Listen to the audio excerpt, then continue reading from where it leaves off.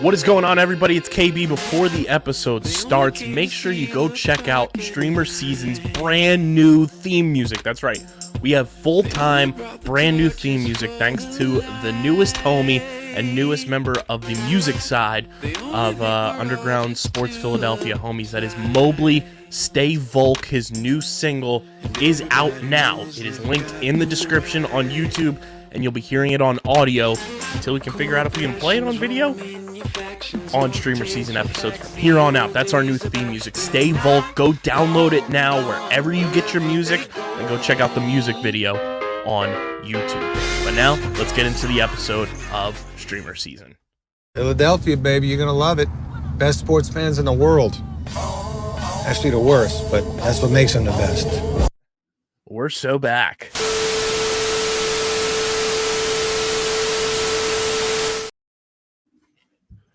Welcome back, fellow streamers, to another edition of StreamerSZN, the exclusive streaming platform TV and movie podcast right here on the Underground Sports Philadelphia Podcast Network. It's KB and Christian coming at you. Harrison will be on the show later on in the episode with yours truly as we break down another episode of Skeleton Crew. We got a lot to talk about on this episode. Creature Commandos with another fantastic episode. More amazingness from Skeleton Crew as the Daniels take their talents to a galaxy far, far away. And then it's Christian and I's one of our favorite episodes we do every year. It's our most and Harrison joining in on the fun as well. Our most anticipated TV and movies for 2025. And then we will also get into the streaming platform Multiverse news and notes, everyone's favorite segment. But before we get into all of that, make sure you guys are following us on the socials at StreamerSZN and at StreamerSZN pod on TikTok. Follow Christian at Wiz_PHI. Follow me at KBIZZL311. Subscribe to the podcast feed on Apple, Spotify, or wherever you get your podcasts in audio form. Leave a 5-star review. It goes a long way for helping this show continue to grow. Helps more people find StreamerSZN and Underground Sports Philadelphia's eclectic catalog of podcasts. And subscribe to the Underground Sports Philadelphia YouTube channel, youtube.com/@Underground Sports Philadelphia. That is where you get full video episodes of this show every single week, full video episodes of every show on our network, clips, shorts, live streams, original video content. It is all on our YouTube channel. We're ever so close to 1,000 subscribers. Let's get there, ladies and gentlemen. Let's bring a little holiday spirit and some giving of subscribers because it's free right here on our YouTube channel. Click the bell icon, leave a comment down below, and of course, leave a like on the video. Christian, we're back. Creature Commandos back. The show continues to be just superb, stellar, unbelievably fun. I mean, it's James Gunn, baby. Yeah, but we'll talk more about this episode, but it was weirdly sentimental. Yes, which I was not expecting. And weirdly sweet, which after the prior few episodes, I was like, this is a little bit of a tonal change, but I don't hate it. Yes. I wasn't expecting like the drastic shift, especially for a Weasel episode. John? Overall, what did you make of the episode as a whole and kind of where it falls in line from what we've seen so far? In all honesty, if we're being true to it, this was kind of a bridge episode. Because we have the first three, which is their adventure to capture Cersei. And now here, this is them regrouping, re-teaming to now we're going on a trip out to kill the princess and get the bride back, etc. So this was kind of a bridge episode between kind of what will be either the second of 3 arcs, maybe? Because how many episodes is this show again? 7. Okay, no. This was the bridge between the first and second half then. Yeah. Because we spent the opening stretch getting that, and now we're this. And one interesting thing I'll say is we seem to, inside all these episodes, be getting the backstory of each character in some way. Mm-hmm. So I assume. Oh God, I hate this. Pulling up the cast list name. I'm assuming we'll get a Dr. Phosphorus episode. We will end up getting a Nina episode, and a Rick Flag episode in these last three, because we've had our GI Robot, we've had our Weasel, and we've had our Bride. Yeah, because we have the title for next week's episode, which is the Iron Pot, but we don't have anything for 6 and 7 yet. Yeah, so which I don't know if it stands out to you in terms of episodes wise, but the director for this episode was also the director for episode 2, and then he's directing episode 6, and that's Sam Liu.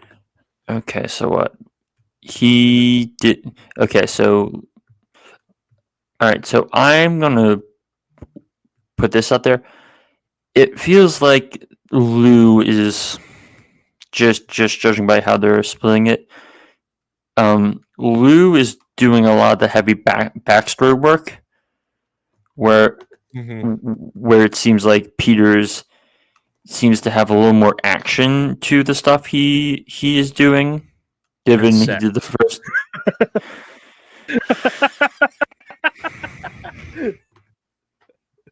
Anyway, but yeah, so I'm sensing that Iron Pot is going to be action filled. The TBA 6 will be maybe a little more of a backstory, and then 7 is going to be the Gonzo finale. From what we've seen so far, do you think this show potentially spans multiple seasons? I think it can. The question is, do I think it will? Right. Which is the ultimate question, because theoretically, you could keep adding to the creature. Commandos I know he survived the Suicide Squad, but gestures towards King Shark, this show just feels like a fun spot for King Shark. But I also just think, in such early stages of the new DCU, I don't remember the proper term at this point.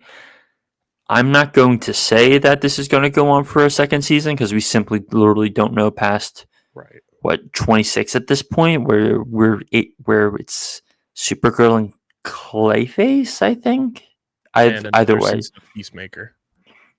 Peacemaker's this upcoming year, right? So, but yeah, we barely know. Basically 2 years in the future, and given how long some of these animated shows take, and given we have no clue what's going on the movie front, I wouldn't be surprised if we get a season 2 at some point in the next, as grim as this sounds, half decade, when they finally start getting stuff mapped out. But I feel like this isn't a My Adventures of Superman. Of Superman, where it's like it's its own isolated DC Elseworlds thing where they can just churn them out. So I would like them to use this almost, because James Gunn has said that the animated properties in this are canon. I would like them to use that, where it's like, if we can't tell a story in live action, let's tell the story in animation and still keep it canon. Yeah. But yeah, let's get into episode 4.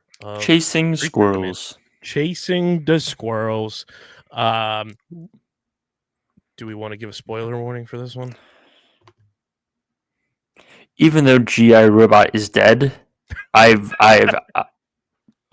for now. Hopefully. Right.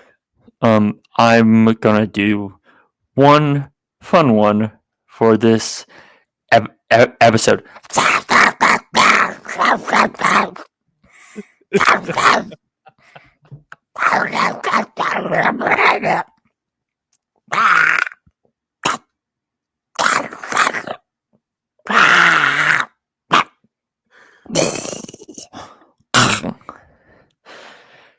Okay, Kyle. Time to begin. Would you believe me if I thought that up midway through our discussion when I realized that doing GI Robot would be kind of pointless after the last episode? That was the most perfect Weasel meets like the copyright claims are off of Donald Duck and he's in a horror movie. Spoiler warning of all time. That was fantastic. So Chasing Squirrel, Sam Liu, James Gunn. I completely derailed this podcast. In flashbacks, Weasel encounters and befriends 8 school children. An old man attempts to kill him, believing he's a threat to them. And in the ensuing conflict, the man causes an explosion that kills him and most of the children. Weasel tries to save the last child, but is arrested and incriminated for the deaths while the child dies.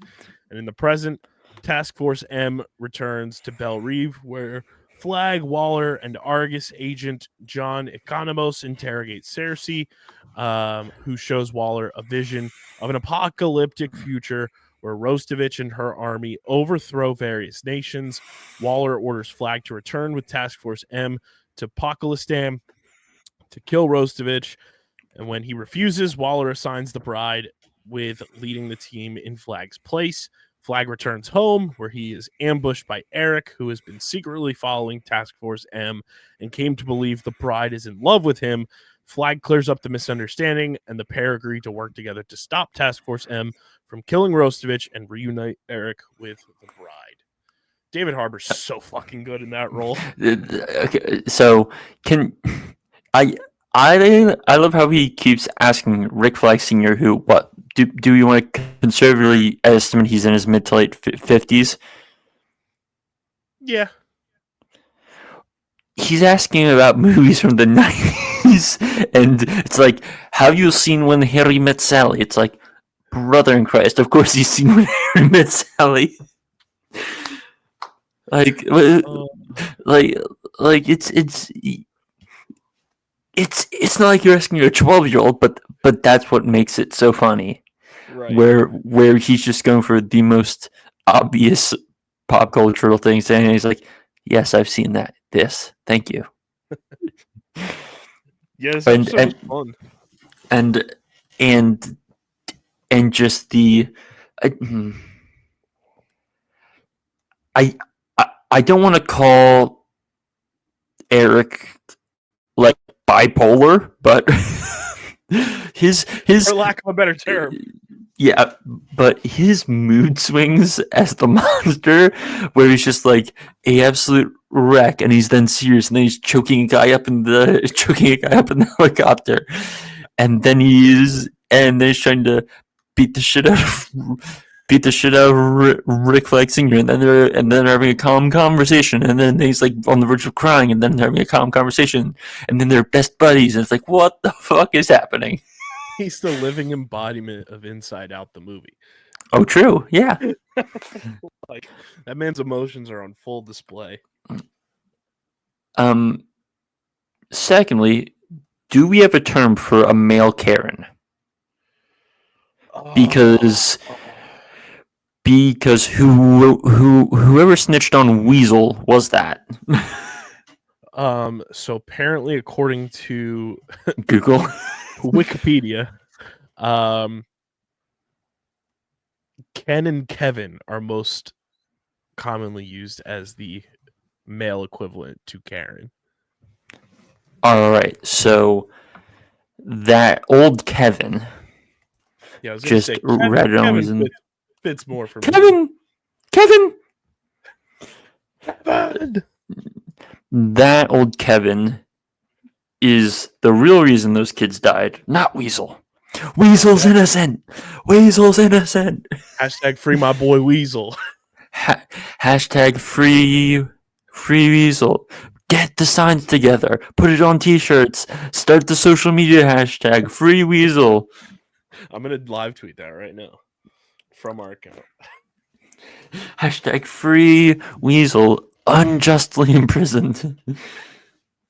Let's see here. At James Gunn. Hashtag free Weasel. I'm gonna screen record this too so we can put it in a clip. Hashtag free Weasel. Weasel at James Gunn. Weasel. Weasel is innocent on all counts. And boom. See, here's the real question about that. How is there not a single adult in that entire area? Right. Like, what is happening? Why is the one dude throwing nukes into that place the only adult in sight? We got questions. That's gonna be a really bad school board meeting. Yes. It's gonna be a really bad school board meeting. So these kids died. Why was the school open? Why was the basement open? Oh my God! That school district's gonna be stuck in so much litigation.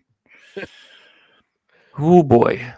Any other arcs? The bride becoming a leader. Yeah, I think that's a big step in this show so far. Is 4 episodes in, and we got a new leader already. Well, we get a new leader because Rick Flag is the horniest horn dog ever existed.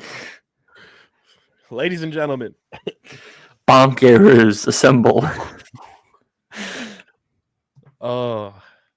Yeah, I mean, we have the horniest duo ever with Rick Flag and Eric now.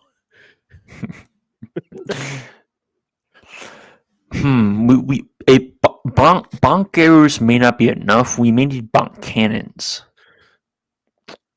or bonk missiles. Which you think would work better at this point? We might need both because Eric's a big dude. Are they Task Force H?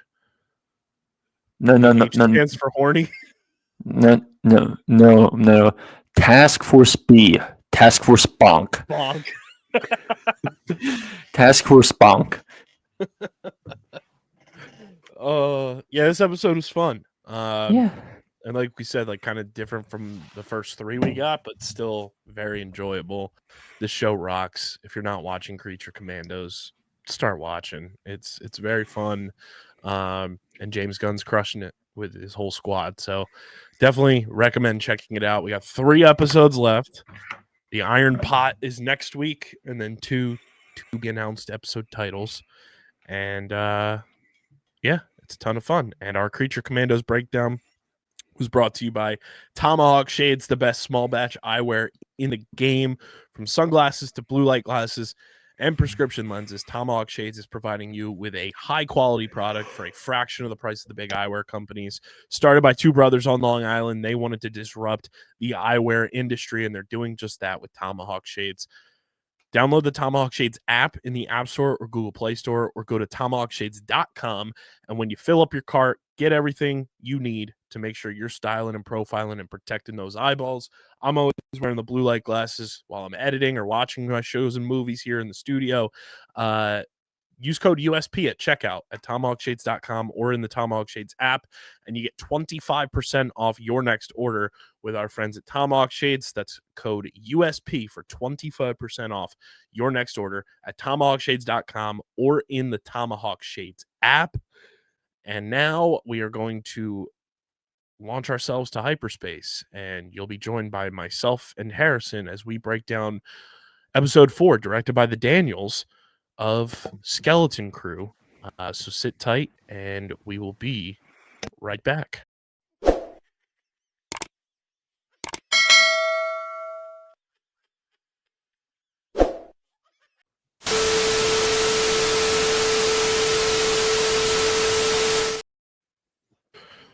What is going on, fellow space pirates? Welcome to Skeleton Crew episode 4 breakdown here on StreamerSZN. It's skeleton season with KB and Harrison back from the streaming platform Multiverse. If you missed last week's episode, Harrison made his long-awaited return to StreamerSZN now that he's back with the company full-fledged. And I gotta say, last week's episode was a banger, so if you missed it, go check it out. Skeleton Crew episode 4 dropped, and I gotta say, ladies and gents, this episode was a banger of a banger of a banger, and you could fully tell that this was an episode done by the Daniels. Harrison, welcome back to the program. I'm happy to be talking Skeleton Crew with you again this week. What did you take away from episode 4 of Skeleton Crew? I like that it definitely helped flesh out the characters a little bit more. We got the peace-loving side of Neil, our glorious king. And We're not worthy. We're not worthy. Not worthy. And just the twist at the beginning, too, was phenomenal. Because I was like, there's no way that they made it back to Adam that fast. Right. But it turned out that we didn't. Couldn't agree with you more on just like fleshing out the characters, seeing character development at the midway point. Yeah. And you talk about the twist at the beginning. The twist at the end was, oh my gosh, the camera work in this episode was the Daniels through and through. And I told you guys last week when we were breaking down the first 3 episodes, this show is Star Wars meets Stranger Things to a T. And this episode personified that to the moon. It was literally the upside down of what we have seen so far in the first 3 episodes. We're going to get into the breakdown now. So if you have not watched episode 4 of Skeleton Crew yet, here is my version of Christian's patented spoiler warnings that he would do. And it's fitting for an episode titled the way that it is, which we'll get into as well. You fellow space pirates can't say I remember no one skipping an episode in the season. If you haven't watched episode 4 of Skeleton Crew, pause the episode, go watch the episode on the old Disney Plus, and then come back here so you can remember this episode and this breakdown with me and Harry. Yar. Yar. So episode 4 of Skeleton Crew titled Can't Say I Remember No Atten. If I heard that one more time, my brain was going to combust. Oh, yeah. I agree. It's just on loop in my head now. Can't say I remember no Atten. I was like, I felt like Fern. I was like, can you shut the fuck up? How many times can you say this in a goddamn episode? It's like, no shit, we know you don't remember. Yeah. How many times are you going to remind us you can't remember that place? I don't know.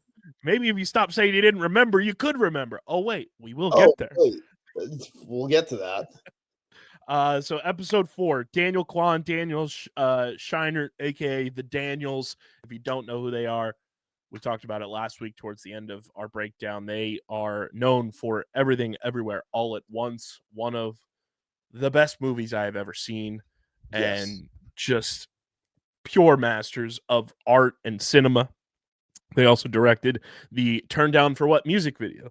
An absolute cinematic masterpiece in terms of the genre. Episode written by Christopher Ford and John Watts, and it went a little something like this. The crew used Kaim's coordinates to arrive at what they believe to be at Atten. The planet turns out to resemble a war-torn version of it, and later they learn that they are actually at An Akron, one of the sister planets. Jod stays on the ship with SM-33 while the kids venture out. They run into soldiers who identify themselves as Troiks, who have been at war with the Hattons, who have stolen their Eopes. Neil befriends a young girl soldier named Hannah. My boy Neil is just a Mac Daddy. Let's just put that out there. My boy knows what he wants. He likes what he sees, and he is the king. He's truly the GOAT. And I don't want to hear any slander on our guy. My boy, he knows he has a type. Yeah, he does. He does. and he's sticking to it. He is unreal. And Hannah's father, General Strix, insists that the children be treated like adults. Neil does not take to the violent lifestyle, preferring a more humane approach.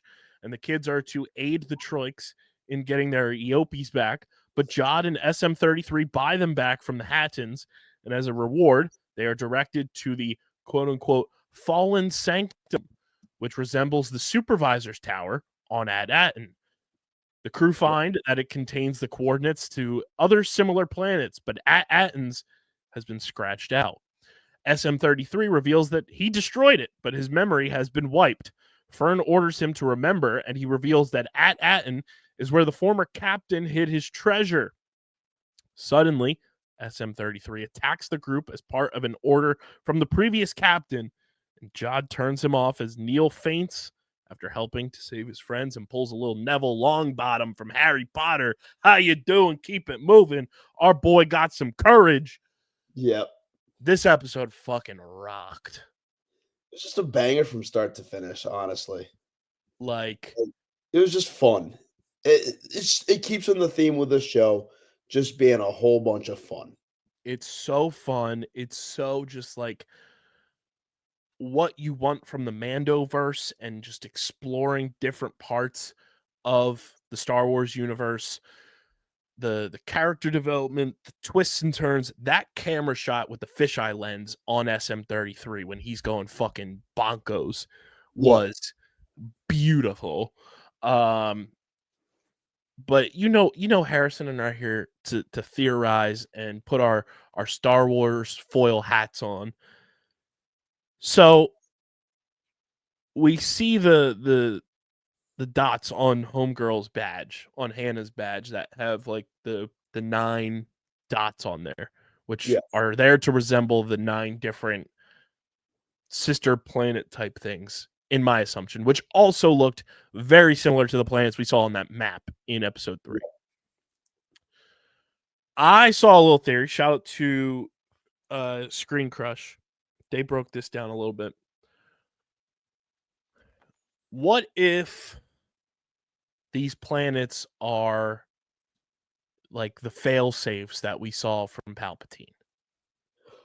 Oh. Where our boy Jod was like one of them baby Jedis that we saw in Clone Wars. Yeah. That Palpatine was collecting and abducting in that little mini arc we had of him capturing all the babies that were force sensitive and trying to turn them into Jedis. And he was on one of those planets. And it's an extension of that. We've seen so much of the stuff from Clone Wars and Rebels come into the Mandoverse. Yeah. And what if At-Aten is kind of just a place to go to in case war breaks out, in case a planet goes astray, and that's the failsafe to build up, it's kind of a look at, at Akron is a look if pirates were to find At-Aten and what could happen to their civilization. And they're kind of funding that soon to be First Order. Oh, I like that take. I like that take a lot. I think that's very possible. And I mean, what if the treasure is just one of Palpatine's extra bodies? What if it's Snoke? What if it's Snoke? Because remember what we talked about last week, that fucking like dome building that was there and everything. Yeah. No, I rock with that. I think that's a good theory. Because also remember in, what was it, Mando season 2, when they were in Dr. Persink's lab thing that they blew up, and there was all those like Snoke looking clone things. Yeah. It could be one of them. Like, it could definitely be one of them. The book is wide open on what At-Aten can be because we've never seen it in Star Wars before. So the possibilities are endless. Yeah. It really could be anything. And my brain, my head's swimming trying to figure out what it could be. But I am really rocking with that Palpatine theory. I definitely think that could be what this is leading up to. because it feels like this whole thing is just a loaded gun waiting to go off. What is that treasure? Right. And I'm even more invested in what this mystery and treasure of At-Atten is. yeah. Because And if all these people are saying, like, you know, At-Atten is this place that is almost a myth, why yeah. is it that way?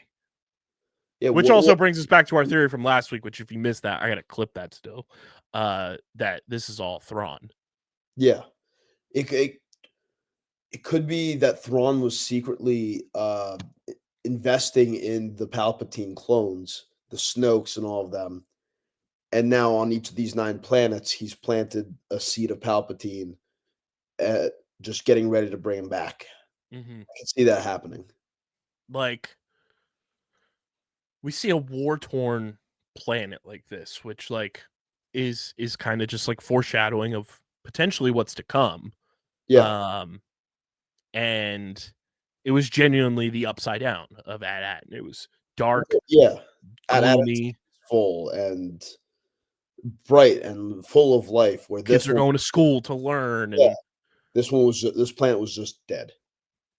dead. Kids are fighting in war, and it's Yeah. just a nonstop thing that you're just in war for the sake of being at war. Yeah. And Uh, I mean, they could have been changed by our good old pacifist buddy, but we'll have to wait and see. We will have to who wait. who? Here's my thing. Yeah. I don't know who it is.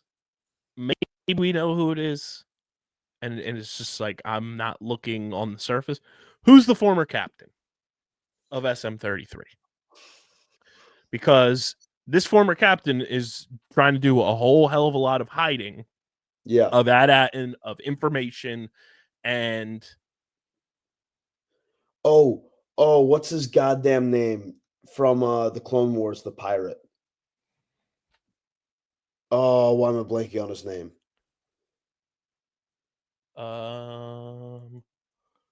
Hondo. Oh, Hondo. Yeah. What if Oh, it's Hondo? oh, I It like could that. it could be Hondo. I like that take Yeah, because he did come back in the Bad Batch. he did. I like that take. You know, he's shady as all hell. He But could I'm act, also like, I like that take. Don't get me wrong. But I'm yeah, also like trying to piece together because the ship is cursed. yeah, Like it's haunted. yeah, And you know, it's a droid. I don't know if Hondo would have interactions with droids. I would love to see Hondo show up in the show. Don't get me wrong. yeah. But I'm trying to think of like who would have droid connections like that to an SM-33 type. Yeah. I couldn't tell you. You know, it's like it's a different type of droid too. Yeah. My other brain is telling me the former captain is Jod. Yeah, and he may have just lost his memories. And Jod may not be going by like his actual name. Yeah. Oh, that's interesting. Because after this week, I'm still on edge on trusting Jod. Yeah, I mean, he came in clutch at the end there, Yes. but He feels like the type that could turn at any moment, though. see, again, I said it last week. Long John Silver, Mm-hmm.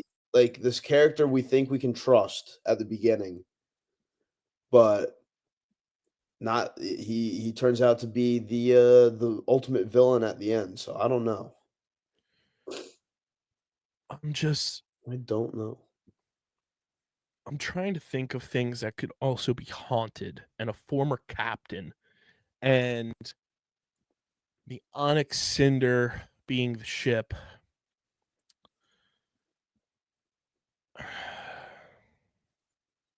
I don't know. Am I crazy for thinking this? Now I know there's no formal connection. Am I crazy for putting Ezra's name out there? Yeah, I don't think Ezra's gonna be on this because I feel like it's got to be a villain who's in Okay. charge. It's got to be someone with ill intent, I would say, who would be the former captain. And I don't think Ezra would be one to turn to the life of piracy, considering how in tune with the Force and the light side of the Force he is. Is it Moff Gideon? It could be Moff Gideon, but I feel like that would be too easy of an answer, you know? Like I feel like they're gonna make us earn this one. So I genuinely couldn't tell you. It has my brain in a pretzel of like trying to figure out the connection that SM-33 is going to have, because apparently like that ship was like hidden too on AT-AT. Like that was like a hidden ship. Where does that come from? I mean, we're too soon for like Kylo Ren Yeah. for that to be his Way ship. too soon. Because he's still a child at this point.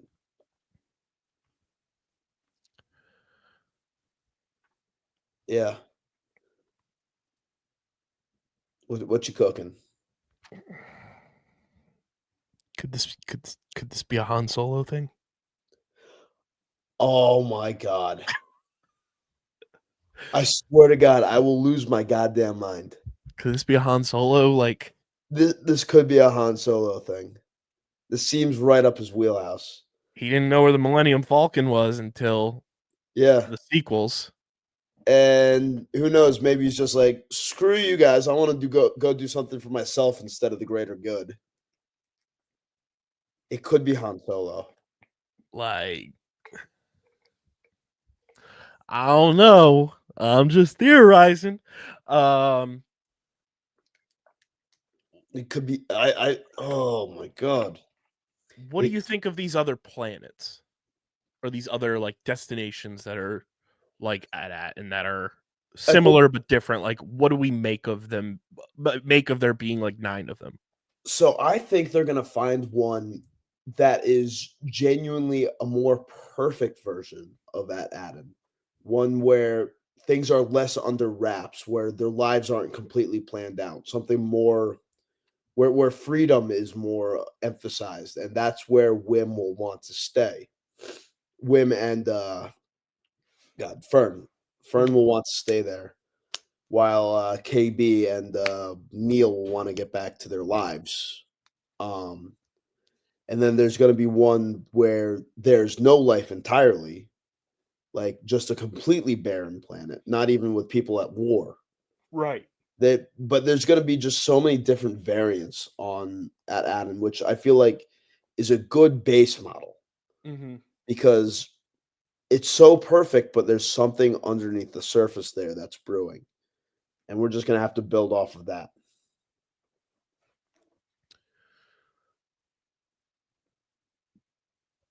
It's so fascinating that we're 4 episodes in. Yeah.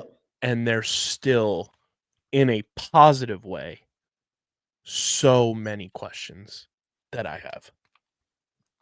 Yeah. Because in recent memory with Star Wars and with Marvel a lot, we'd get to the halfway point of a season and we'd have so many questions and be like, why do we have so many questions? Yeah. This is almost like a positive on having so many questions, where it's like, there's a lot for us to like divulge into, but it's a good thing. Yes. And we're constantly learning more new things. Like this is I said it last week, but this is a new take on Star Wars that I've never seen before, and expanding the universe in a way that is fun and entertaining. And I'm just enjoying the hell out of the ride right now. And it's like, let me see here with episode 4. Here we go. Like, and this feels like the first time since Because, like, obviously everyone fell in love with Grogu. Yes. But it feels like for the first time since Mando with Din Djarin, we have a character that everyone's rallying around, and that's Neil. Yeah. Because he's just a good dude. And it's like, he's just a happy little guy. He's easy to root for. He's fun. He's a cool alien. Yeah. And my thing is, too, with this episode paralleling Stranger Things so much, in that building that they were in with that vault, there was still remnants of the painting that was in Fern's house on the wall in this war-torn version of the planet. Maybe all of these planets are like alternate timelines of one another, where like they're so far in the future that like this was Fern's house in the past, but this is a new version of it. I was almost thinking of them like a clock too. Mm-hmm. And almost like phases of the moon, where it's like this is like new moon, and here's like the full moon, and the full moon is at Aten because everything is perfect and going. And then the new moon is what we saw in Ad Akron, where it's like, holy shit, this place sucks. Yeah, and then we could get like, crescent moon and waning, waxing, all that good stuff. I genuinely don't know where it's going to go. Like, what do we make of SM33's crash out? So I think they're going to do a complete mind wipe of him, reset him back to his base, but try to get a little bit of information out of him first. It reminds me when they made C-3PO go evil. Yeah. So I don't know how they're going to tie that into the next episode. I'm interested to see. But that crash out was a genuine shock at the end there. And my boy, they need to get my boy Neil back to life. Yeah. Gotta wake his ass up. He crashed out too. Yeah. I love this episode. This was so brilliantly done. And for anybody that's new, we give reviews on each episode, and then we tally them up at the end of the show, give our overall show review, see how they parallel to our episode-by-episode average. Harrison, you are on the board with the first 3 episodes going 9 out of 10, 9 out of 10, and a 9.1 out of 10 for episode 3. How does episode 4 stack up for you? I dug myself a pretty big hole by overestimating. I rated them a little too highly upon review. But and for everyone at home, our scores up until the conclusion of the show are subject to change. So you have the right to adjust your scores. Perfect. I'm gonna change up the first few episodes real quick. I'm gonna go 8.2 for episode 1, 8.3 episode 2, and then 8.5 episode 3. And then for episode 4, I'm gonna go 8.7. And 8.7. So my scores were 8.1, 8.2, and 8.6. I'll tell you what, guys, this was a banger of an episode. We're in the trust tree. We're in the onyx cinder right now. Yeah. This was a banger of an episode. Yep. This episode's getting a 9.2 out of 10 from your boy. Yes, sir. This episode rocked. This was like everything that I have wanted from this show got brought to life in one episode. It left you on a cliffhanger. It brought twists and turns. It brought your parallels to the Goonies and Pirate Life and Stranger Things like we have all been promised. And through 4 episodes, this show has not gone back on its promise like we have seen from other Star Wars and Marvel and Disney Plus shows as a whole. Yep. This episode was awesome. And guess what? I'm going to say this too. Star Wars, Disney, Lucasfilm, all use. I'm looking at you. I'm talking to you right now. You need the Daniels to direct a Star Wars movie. Oh, they need to. They need to. You need the Daniels to direct a Star Wars movie, and you need the Daniels to pitch you a full-fledged Star Wars show that is theirs, just like John Watts. Let the Daniels do an entire show and see what they come up with. You know what I would love? The Robert Rodriguez pipe dream show where he wanted the mafioso Jabba the Hutt type of show with the Hutts and everything. Yeah. Let the Daniels do that. Yeah. With Robert Rodriguez. How amazing would that be? That would be incredible. Let the Daniels do. Who's another quirky like Star Wars? No, you know what it is, Harrison. You know what the Daniels have to do? What? Every Star Wars fan is gonna hate me right now, just so everyone knows. The Daniels have to direct a Jar Jar Binks show. God, I would kill for that. I would kill for that. Jar Jar is the most underrated character in Star Wars history. I fucking love Jar Jar. The Daniels need to be in charge of a Jar Jar project. Yes. Like, give me the Daniels doing a Jar Jar project where it's Jar Jar What If. Oh my God. Sith Jar Jar? Darth Jar Jar? Darth Jar Jar. Jar Jar becomes like the king of the council, and we see like the aftermath of everything that we saw from the prequels. Jedi Master Jar Jar. Jedi Master Jar Jar. Bounty Hunter Jar Jar. Pod Racing Jar Jar.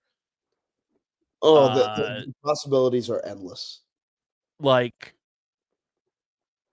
I need the Daniels doing a Jar Jar What If show. Yes. And every Star Wars fan right now hates me for saying that. But guess what? Jar Jar's You're all wrong. We're right. Yeah. Deal with it. Yeah. Oh my God, I need it. It would be amazing. Absolutely incredible cinema that would be. But our episode overall gets a 17.9. We divide that by 2 for a little simple math. That's an 8.95, and in the StreamerSZN book of records, that rounds up to a 9. This episode gets a 9 out of 10 from the boys. I love this episode. This episode rocked. Next week is going to be awesome. Yes. So next week's episode is directed by Jake Schreier, apologies, who you may know for the following projects. In 2013, this is all television. 2013, Alpha House. He did an episode of Shameless in 2016. I'm Dying Up Here. He did 6 episodes of Lodge 49, 6 episodes of Kidding. He did an episode of Dave, Little Dicky Show. Brand New Cherry Flavor and The Premise. He also did an episode of Minx. He did 6 episodes and is the executive producer of Beef in 2023. And then episode 5 of Skeleton Crew. He has also done music videos, including We Cry Together, Kendrick Lamar, Issues by Baby Keem, Lonely by Justin Bieber and Benny Blanco. He did 2 Kanye West music videos. He did Graduation by Benny Blanco and Juice WRLD. A bunch of Benny Blanco stuff. Benny Blanco might show up in this episode for all we know. He did the Same Drugs music video by Chance the Rapper. Classic. Did a few Francis and the Lights music videos. And he is also directing the upcoming 2025 Marvel Studios film, Thunderbolts. Ooh, okay. So he's in tight with Disney at this point. He's in tight. And then episode 6 is the Bryce Dallas Howard episode. It's going to be an emotional masterclass. And then episode 7 is Lee Isaac Chung. And then episode 8, John Watts, closing it out. And for everybody listening to, our recording schedule for StreamerSZN is going to shift a tad bit just because of the holiday. It won't shift for you guys listening when the episode comes out. It'll just shift for us. So Harrison and I won't have direct reactions due to the episodes dropping on Christmas Eve and New Year's Eve for episode 5 and 6. But we'll be recording the day after Christmas and the day after New Year's Day, which won't change anything for you guys. It'll just change when we see the episodes, in terms of being able to react to them right away, because we're reacting to these the day after they drop. So just a little bit of a delay in that, but nothing will change podcast listening wise. It'll still come out either Friday or Saturday when I'm able to get them up and make sense on the channel. But yeah, another banger of an episode of Skeleton Crew. The Daniels absolutely crushed this. The Daniels need to do a Jar Jar What If project. Yes, they need to do a Star Wars movie. And I hope they're involved in the Mando movies. And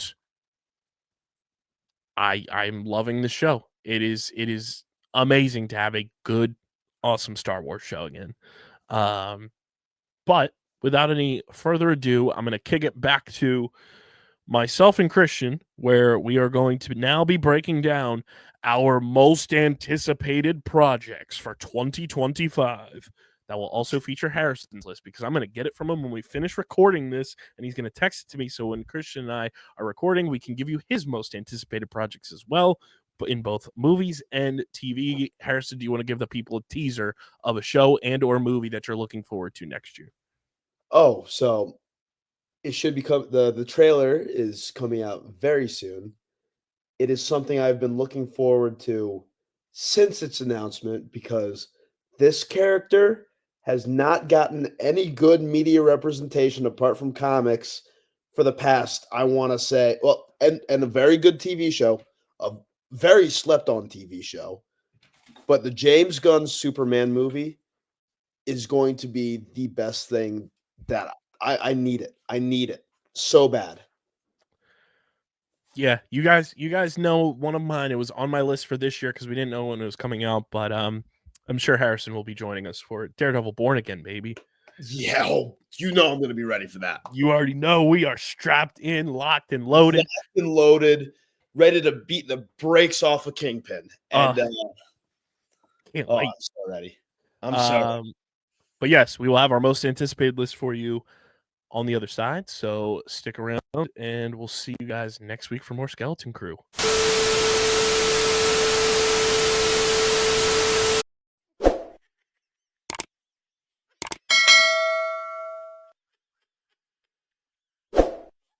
And welcome back, everybody. Our Skeleton Crew breakdown brought to you by our awesome merch partners at PHI Apparel Company. If you want to stand out, going to the movie theaters, watching your favorite shows and movies, or if you're going out and catching the birds at the link, going to the Wells Fargo Center to watch the Flyers or maybe the Sixers because the tickets are so cheap, you can do that with PHI Apparel Company.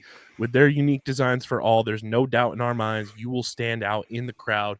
Go to phiapparel.co, get official StreamerSZN shirts, hoodies, and when you go to check out, use code Underground and you'll get 10% off your next merch order at phiapparel.co.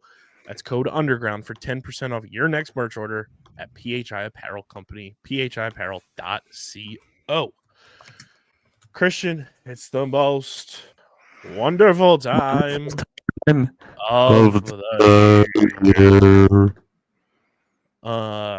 It is our most anticipated TV shows and movies of 2025. We have our lists. I have Harrison's list. It is always a fun time doing these. It's a show segment that I look forward to each and every year. Now, number one, how do we want to start? And number two, who do we want to start with? Okay. Number one, I think we start on our streaming list. I think we go 10 to 1, and then we do any honorable mentions we have. Okay. Because I think start with Harrison. I mean, I think we do all the 10s, then the 9s, then the 8s. Okay. Okay, so if you want to do so we'll go Harrison, me, you. Okay. So then we don't have you speaking on back to back on a single number. Sure. So Harrison's number 10 for streaming shows or movies. Or movies. His 10s Eyes of Wakanda is his number 10 show coming to Disney Plus. Did he? We'll save movies for. We'll save the movies list for a separate thing. Okay. But did he add any reasoning with that, or did he just give us the list? He just gave me the list on that one. Okay. So his 10 is Eyes of Wakanda, which is the animated show, right? Yeah, that's taking everyone through kind of like, I think, different eras of things happening in Wakanda. We're meeting different characters and seeing how the race for vibranium and technology and everything in Wakanda comes to be and all of that. A very much anticipated show for the last 2 years now. Yeah. So my number 10, and you could literally convince me of having like 10 different things in at number 10 because I feel very strongly about my top 7 or 8. But my number 10, I probably had 5 different things in before I finally just gave up and put Task in. Do you know what Task is? I don't think I do. So Task is a crime thriller show coming out this year on Max, starring Mark Ruffalo. Okay. And you know where they were caught filming.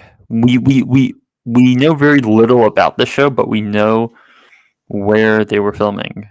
Where would that be? Roxborough. Huh. So they were filming around Philly. Oh, I do remember people like saying they ran into Mark Ruffalo in Philly. So this could just be like Mayor of Easttown Round 2 in a way. But thriller starring Mark Ruffalo, done by HBO, created by Brad Inglesby, who is the son of former basketball player and coach Tom Inglesby and grew up in Berwyn, PA. Okay. And this should be telling you he also created Mayor of Easttown, which was also set in a Philly suburb. So Philly suburb round 2, sure, let's go. Like we ride. Yeah, I'll talk about it in my honorable mentions, but there's like 15 things I could put here at 10, and no, I just kind of land on this one because I'm like, I don't know how good this is gonna be, but I feel like it's gonna be solid at least, given the reception to Mayor of Easttown. I dig it. My number 10. I don't know if you'll see this coming, but as I was curating my list, my fancy was tickled by this one. And what's Task on? What Max? Max. My first show I'll be putting on my list at number 10. And I'll mention this too. I have Eyes of Wakanda on my list, but I also had that on my list last year. And I have Marvel Zombies on my list. That was on my list last year.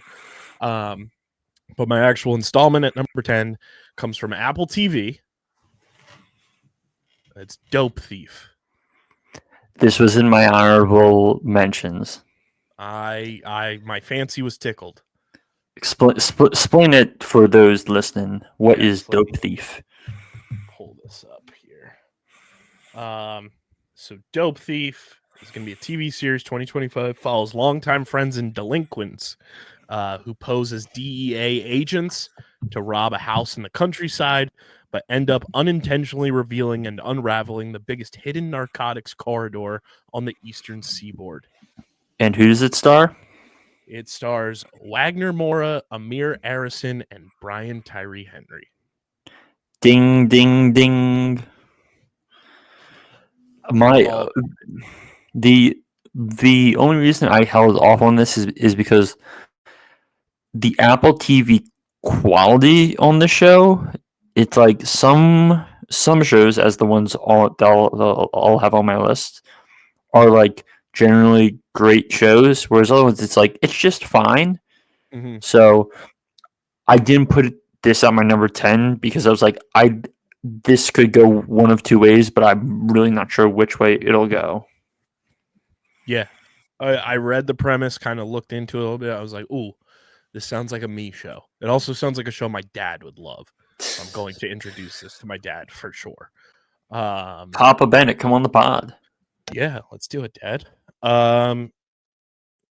So that is mine. So number 10 for Harrison, Eyes of Wakanda. Task is Christian's number 10, and mine is Dope Thief. Harrison is sticking to Disney Plus, and he is rocking out with Your Friendly Neighborhood Spider-Man. Once again, that's what, 2 animated shows in a row for him? Yes. I will say he does have a lot of animation, but not the same style of animation. But yes, he's going with Your Friendly Neighborhood Spider-Man for his number 9. So my number 9 is one of 3 movies that will be on streaming and or is made by a streaming service. Okay. Now, this one will have the longest route to getting to the streaming service because while it's financed by Apple TV, it'll be in theaters for a while. Shout out to... Have they rebranded yet, Kyle? Our Vroom Vroom boys and gals? That will be coming January 1st, I believe, is the intended date for everything. Okay. I was like, for our motorsports enjoyers, it is the F1 movie. I had a feeling which is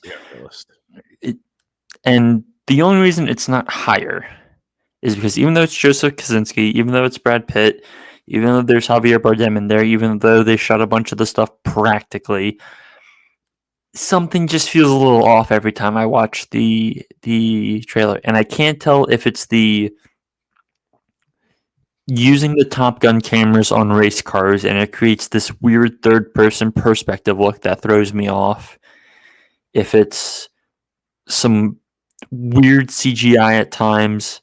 Hell, they were literally even filming stuff for this at the last race that just happened. So I'm not even going to unpack yet how this film's coming out in June, July. It's not even finished. I'm not gonna try and get into that, but I am looking forward to seeing this because I'm a fan of a good racing movie. Joseph Kosinski's using the cameras. There should be good racing in it. It has a high standard to live up to in terms of racing footage, gestures towards 1966's Grand Prix. But I think it can be good. I'm hopeful. I'm very cautious, which is why it's only at 9. My number 9 is taking us to the House of Mouse Disney Plus, and that is Wonder Man. Yahya Abdul Mateen. I'm very excited for that show. It feels very different from a lot of the things we've seen from the MCU, and I don't know, it's giving off a very fun and like entertaining vibe. So I have Wonder Man at my number 9 spot. I mean, if we look at the people who were behind the show, you have an interesting group of the people who created it in terms of it being Destin Daniel Cretton, who did Shang-Chi, which I like the first 2/3 of Shang-Chi. Yeah. And Andrew Guest, who people may know from the time he spent working on he wrote an episode of 30 Rock, he wrote 6 episodes of Community, wrote 6 episodes of Brooklyn Nine-Nine, and consulted on Hawkeye. So we kind of have an idea of what we're getting with him. And I'm interested. Plus we get Ben Kingsley back. True. I forgot about that. To be honest. Who we also last saw in Shang-Chi. So it's also making me think maybe we get some Shang-Chi like connections and figure out what the fuck was in the 10 Rings. Yeah, thank you for saying it so I didn't have to say it. But we're 3 years later and we still don't know what the fuck that post-credit scene was. I have Harrison's number 8, and we are going to the world of manga and anime adaptations. His number 8 is Sakamoto Days, which is streaming on what? Is it on Crunchyroll? It's licensed by Netflix. Oh, okay. Which I believe, yeah. So its original run is starting January 11th of 2025. Okay, so right off the bat of the new year. The description he gave me here is the world's best hitman retires and gets married. It's like a comedy type of situation. So I'll go well. I'm sure that'll go well. Yeah. My number 8 is the second of the 3 movies. Okay. And this is in Netflix. And according to the director, it will get a theatrical run. I remain skeptical because I don't trust Netflix as far as I can throw them. It's Guillermo del Toro's Frankenstein movie. I have that on my list. Do you want to hold off until it comes up for you for us to talk about this further? You can go on it. I mean, Guillermo del Toro, one of, if not the best monster movie directors in modern times, for the lack of a better phrase, is also an insane cinephile and funnily enough, was filming someplace and stayed in a haunted hotel room and was live tweeting updates from the haunted hotel room, which again, just great shit. But the cast of this movie: Oscar Isaac as Dr. Frankenstein, Stretchman himself, Jacob Elordi as Frankenstein's monster. Great job. They're way to put that insane 6'5", 6'6" height to use. Yep. Mia Goth, Christoph Waltz, Charles Dance, and Ralph Ineson. Sure, sign me up, baby. Yes. Like the floor on this is high. It's Guillermo del Toro with good actors. I know the floor on this is going to be high. It's a question of what the ceiling is, which is why it only lands at 8 for me, because it could be good, or it could be like it could be very good, or it could just be like a good monster movie, and I'm like 6 out of 10. Good job, Guillermo. So Lars Michelson also in it. What is your number 8, Kyle? My number 8 is the return of a show you and I both enjoyed on this very program. It is season 2 of Poker Face. Okay, so full disclosure, I would have had this on my list, but its release remains uncertain at this moment from everything I read. So this is very much me with Squid Game during last year, where I'm like, if I knew 100% this was coming out, I would put it on my list, but I'm not sure because all we know is they're done filming, but like Ryan Johnson has been dealing with a project which I'm sure we're both going to be talking about later on our lists. So I don't know when we're going to get this. I wish we knew, because I'm waiting for this more. Yeah, because I mean, the cast that is allegedly going to be in this bad boy is a lot of fun, unbelievable. Like Katie Holmes, Margot Martindale, Cynthia Erivo. I'm sorry, dyslexia just popped in. Giancarlo Esposito, Gabby Hoffman, Kumail Nanjiani, my king, BJ Novak, Sherry Cola, Kevin Corrigan, Ben Marshall, Catherine Narducci, John Mulaney, and more. That's gonna be a great cameo. Oh, that's gonna be a great cameo. Can't wait. But yeah, it was the cast alone had to put it on my list. But very much like you said, the way we both had Squid Game on our list is just like, we'll wait and see, and fingers crossed that it happens. Number 7 on Harrison's list for his shows is Avatar: The Last Airbender sequel series on Netflix. I mean, yeah, people will enjoy that. I got nothing to say about it because even though I think it may have been on my list last year, if not the honorable mentions, I just never got to it. Yeah, it was on my list. I never got to it. My number 7. Kyle, how much do you know about the Chair Company? The Chair Company, probably nothing at all. So fill me in. So it's a show coming to HBO. Okay. It's a comedy show. After an embarrassing incident at work, a man finds himself investigating a far-reaching conspiracy. Do you know who that man is? I do not. Tim Robinson. Oh, fuck yes.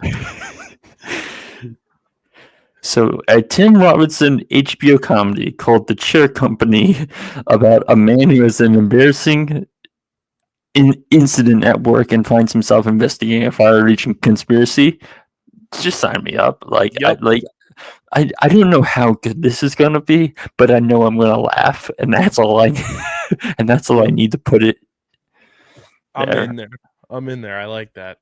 What is that on? Max. Okay. There's gonna be a lot of the majority of my shows are Max shows, which it's gonna be a good year for Max, guys. Because even the stuff that's in my honorable mentions, it's like, ooh boy. I have 4 Max shows, I think, if not at least 3. But my next project is another Apple TV project, Christian. We're digging deep into the old Steve Jobs machine, and that is Seth Rogen's The Studio. So this was one I had at 10 at one point, and the more I watch the trailer, it's the similar thing to Dope Thief, where I'm like, I don't know if this is going to land how I want it to land. I'm interested to see how this goes, but in an effort for me to take less swings after the kind of mess my list was last year, I was like, I'm going to take some more known quantities, and so I plan on watching it. Describe for the audience what The Studio is. Yeah, so The Studio, it follows a legacy Hollywood movie studio striving to survive in a world where it is increasingly difficult for art and business to live together. Sound familiar? This cast Deep. is deeper than deep. Dan Sackhoff, Theo Wilson, Nicholas Sayed, Catherine O'Hara, Catherine Hahn, Bryan Cranston, Martin Scorsese, Zac Efron, Seth Rogen, Paul Dano, Usher. Really throwing Usher in there, eh? Like, just the names alone coming through, it is deeper than deep. Like, seeing the cast and watching the trailer, I was like, yeah, I could see myself getting into this.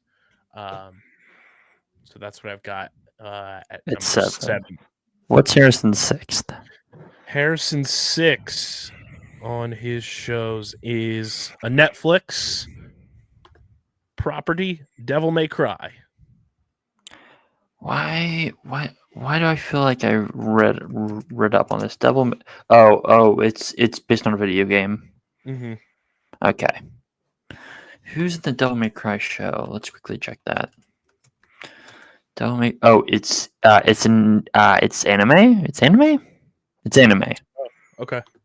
Okay. So Devil May Cry is Harrison's 6th. Mine's a show I have espoused many things on over the years, and I've tried to pressure Kyle into watching, but so far to no success. It is the most consistent show on TV that releases one season every single year. It's Slow Horses, baby. Slow Horses coming back for their, if I remember correctly, for their 5th season, which is already done filming. They're already working on the 6th season and filming that right now. We know we're going to get it at some point in the late summer, early fall. I'm going to have a great time watching Gary Oldman be outrageous. Watching Jack Loudon be fun. Watching one of my favorite bit players, Christopher Chung, being a cocky piece of shit, and Kristen Scott Thomas. Just like it's the platonic ideal of a British spy show. It's always 6 episodes. Every episode is like 50 minutes to an hour. They drop weekly, and there's one season every year. I just love it. My number 6, we're adding to the Max party. It is A Knight of the Seven Kingdoms, The Hedge Knight, the new Game of Thrones spinoff. That the more I read into this, the more I am very excited for this. It's going to be funny. It's a good story. It's a finished story by George R.R. Martin, very much like House of the Dragon. So there's full-blown source material. They don't have to wing it. George R.R. Martin finishing a story in this economy? Huh? Huh? So yes, A Knight of the Seven Kingdoms, The Hedge Knight. I am going with that bad boy at my number 6. That's not on my list solely because I've never been a big Game of Thrones guy. But what's Harrison at 5? Harrison at 5 has Wonder Man. Okay.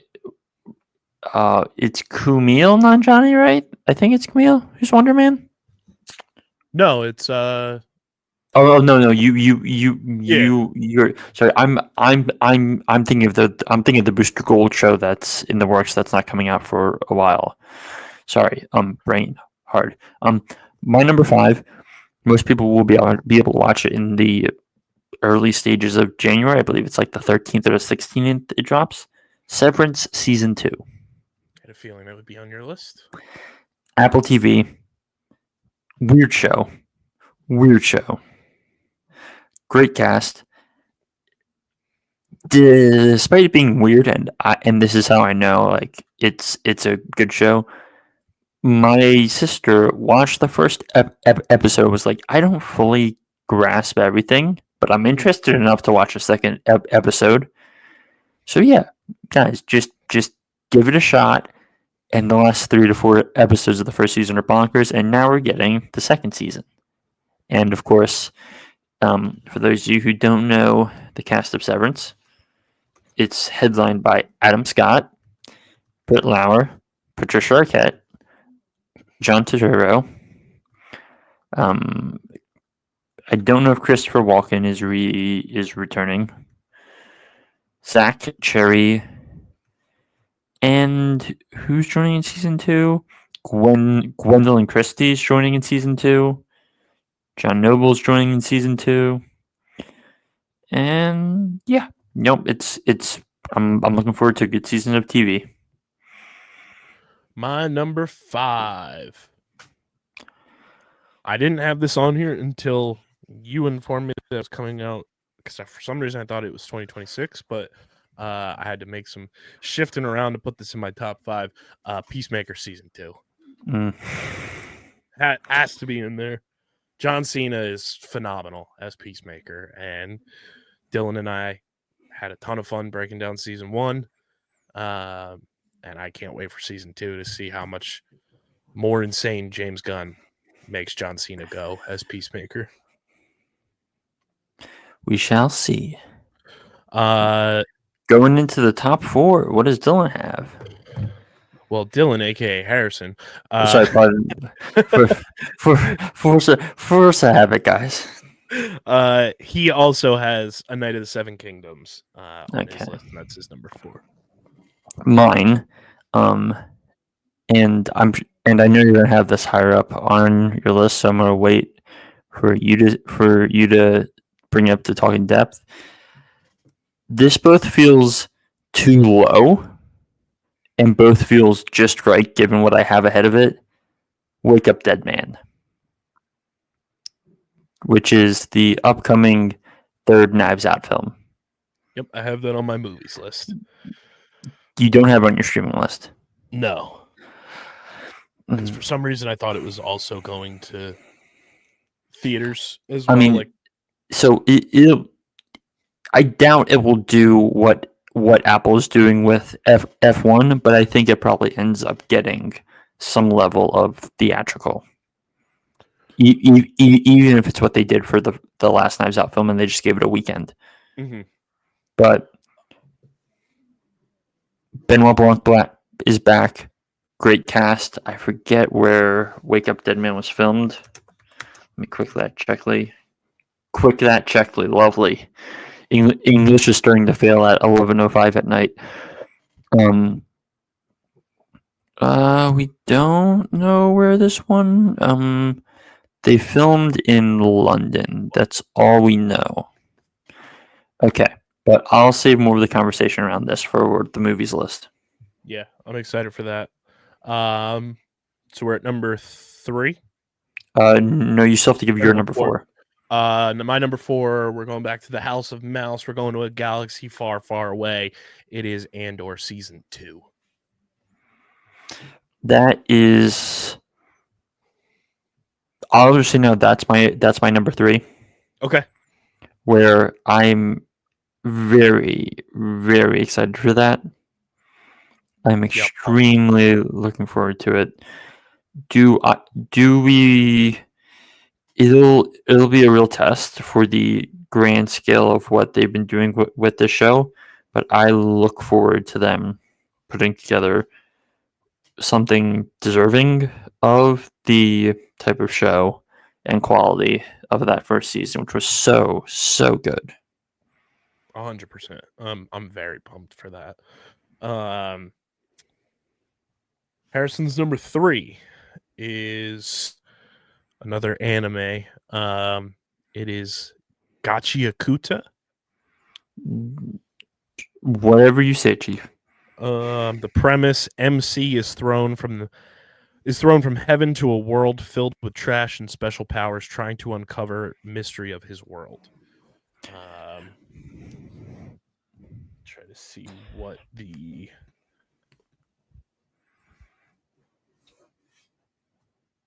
it is set to. So it's a series adaptation by Bones, set to premiere in 2025. Yeah, it's just another anime adaptation. Don't really have anything else. Media Link licensed the series, which is a licensor and distributor based in Hong Kong. So that is Harrison's number 3. You gave your number 3 already. My number 3 is back on Max. The Last of Us Season 2. That's my number 1. I'm excited because it looks so great. Mm-hmm. And I'm sure it'll draw controversy when it comes out, but I'm looking forward to just being back in this world with a showrunner who has made what I think we can call the best video game adaptation. Oh yeah, I think safely. So I'm willing to trust him, and it's probably the show I'm most looking forward to. Harrison's number 2 is One Piece, the Egghead Island arc, which returns from a 6-month hiatus in April. Harrison really dropping all the anime on us. Dropping all the anime for the people. My number 2, we're going back to Disney Plus. You guys already know. If you know me, is Daredevil Born Again. I'm Daredevil stan. I'm very excited. The trailers and photos and everything coming from that show has me very excited for the return of Charlie Cox and Vincent D'Onofrio as Daredevil and Kingpin, and it just looks like it's going to be awesome, and I'm having high expectations for it. And Daredevil Born Again is Harrison's number 1. I still have to give my number 2. Your number 2 is White Lotus Season 3. Okay. Just a show that has been reliably one of the more underrated shows. Well, underrated is not a word that I should use for the White Lotus, because it's won plenty of awards. This is its third season, supposedly its final season. I think this season's set in Thailand. For those people who don't know the concept of what goes on in this, what goes on in these, in this show, what happens pretty much is people go on. It's a black comedy satire type show that kind of makes fun of rich people, among other things. And it's a different cast each season. This season includes the likes of Leslie Bibb, Carrie Coon, Walton Goggins, Jason Isaacs, Amy Lou Wood, and other people. And it's set in Thailand. I dig it. I dig it. You know what I also dig? I dig that all of our number ones are from different streaming platforms. I like that a lot. You're on Max, Harrison's on Disney Plus. Surprisingly, I'm going back to where it all started. And it's going to be an emotional roller coaster for me, because if you guys know me, this is one of my favorite shows ever. It just wrapped filming on Netflix. It's probably going to be one of the biggest finale seasons of any show we've seen on Netflix, at least. Stranger Things season 5. Big time. I'm very excited. It should be unbelievable. All the set photos that I've seen have looked remarkable, and I'm excited to see how they put a bow on this whole saga that has been a cultural phenomenon in Stranger Things. Let me quickly shout out some of my honorable mentions, because I got a long list here that I got to unpack. So, among my honorable mentions are the following.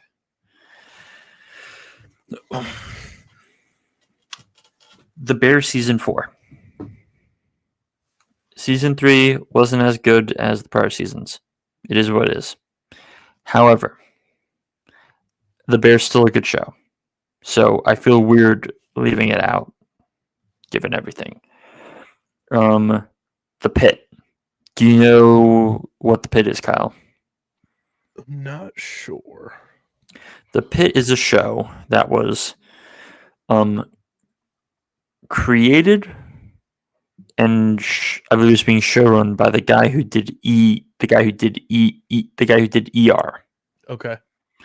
And I believe it's 15 episodes set across one shift at a Pittsburgh hospital.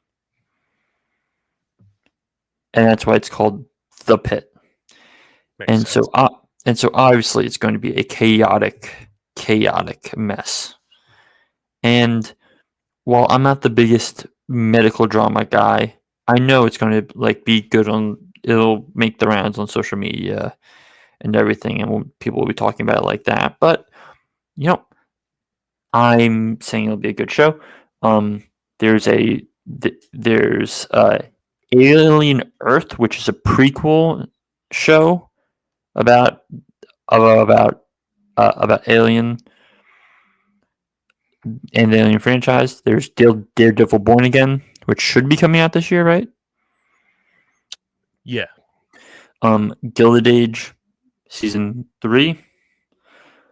There is, for those who are informed, what is being known as The Immortal Man. For those of you who don't know, that is the Peaky Blinders movie that's set to come out this upcoming year on Netflix with just a wonderfully stacked cast. I'm looking forward to it in so many ways. Highest to lowest, which I cannot legally comment on, is the new Spike Lee movie that's going to Apple TV. That is all I will say. And another movie which I've literally talked about for what feels like 3 years at this point. We will supposedly be getting Havoc. Do you remember what? Exactly. Let me remind you what Havoc is.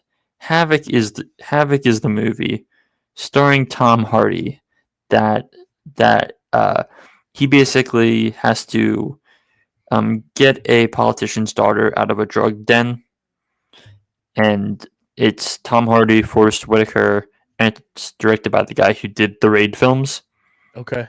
Which is all I need to know. It's just like, yes, like this is a dopamine hit for me. It's everything I want. It's everything I need. Just give me it.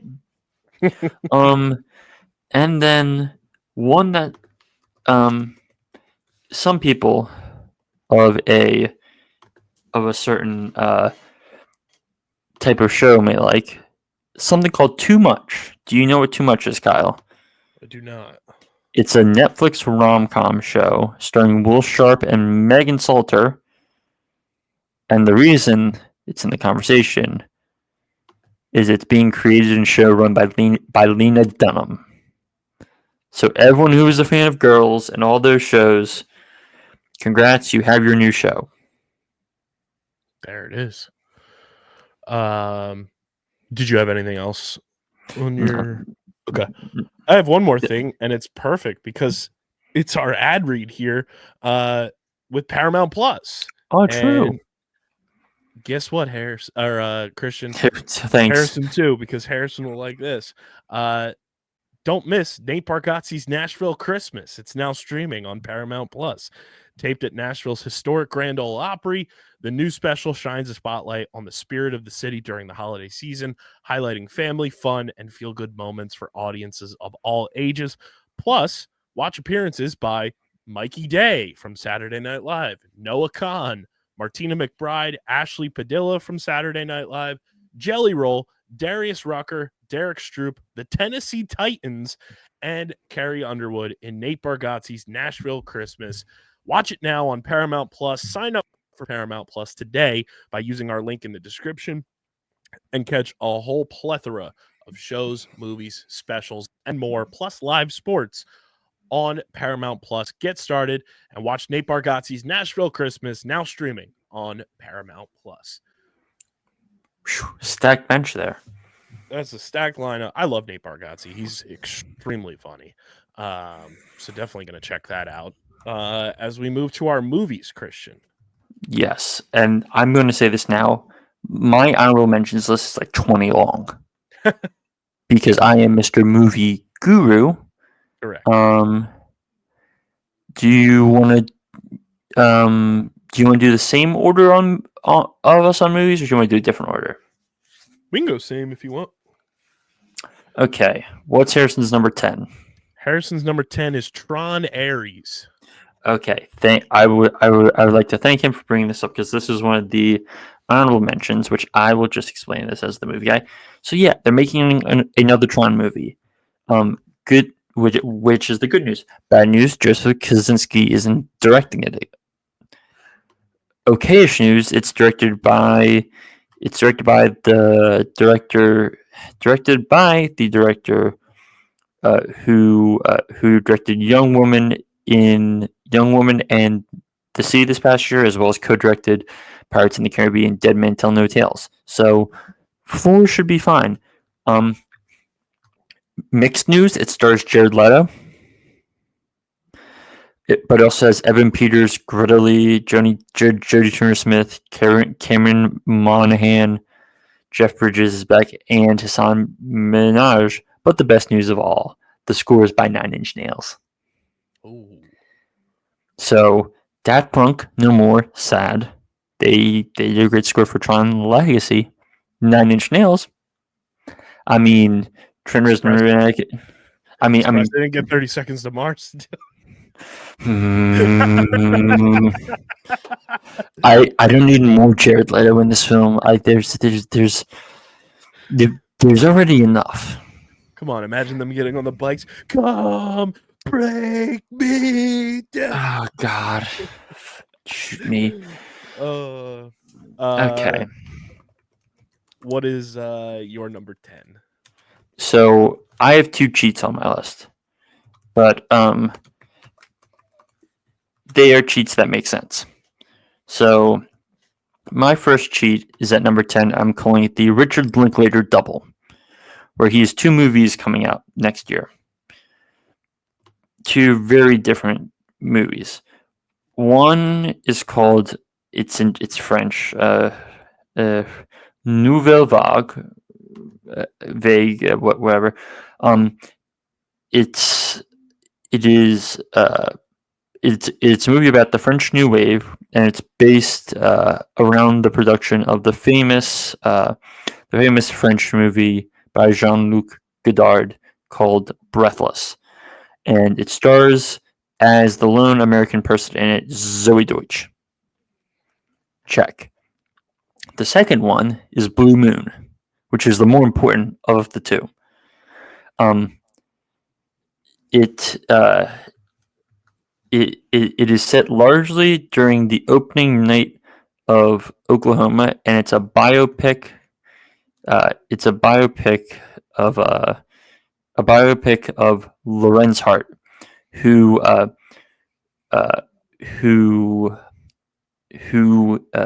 I believe it's a biopic of Lorenz Hart, who was the former creative partner of Richard Rodgers of Rodgers and Hammerstein fame. This movie stars Ethan Hawke as Lorenz Hart, Andrew Scott as Hammerstein, Bobby Cannavale as Richard Rodgers, and it has Margaret Qualley in it. You're giving me Richard Linklater riffing on this stuff with Ethan Hawke and Andrew Scott, Margaret Qualley, and Bobby Cannavale.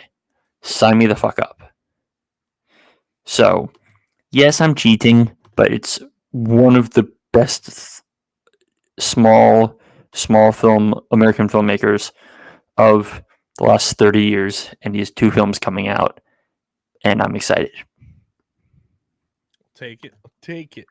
My number 10, I took the bullet for the team. I'm still excited about it. Don't say Captain America. It's Captain America. Oh, Christ. But it's my number 10. It's my number 10. Okay. Do you want to add any other justification to it by chance? I'm expecting to not know what to expect. Okay. And for reference here, Captain America: Brave New World is Harrison's number 8. So what's Harrison's number 9 then? His number 9 is The Witcher: Sirens of the Deep. There's a movie of that? Sirens 2025. Oh, it's an animated film on Netflix. Okay. This explains why I'm like, what are these movies? I'm like, oh, it's Netflix animated movies. Okay. Sorry, Harrison, not sorry. My number 9 is my only other cheat. It's a Safdie brothers pairing. It's Smashing Machine and Marty Supreme. Smashing Machine. I'm not going to mess up these brothers, because if they ever listen to this, they will kill me.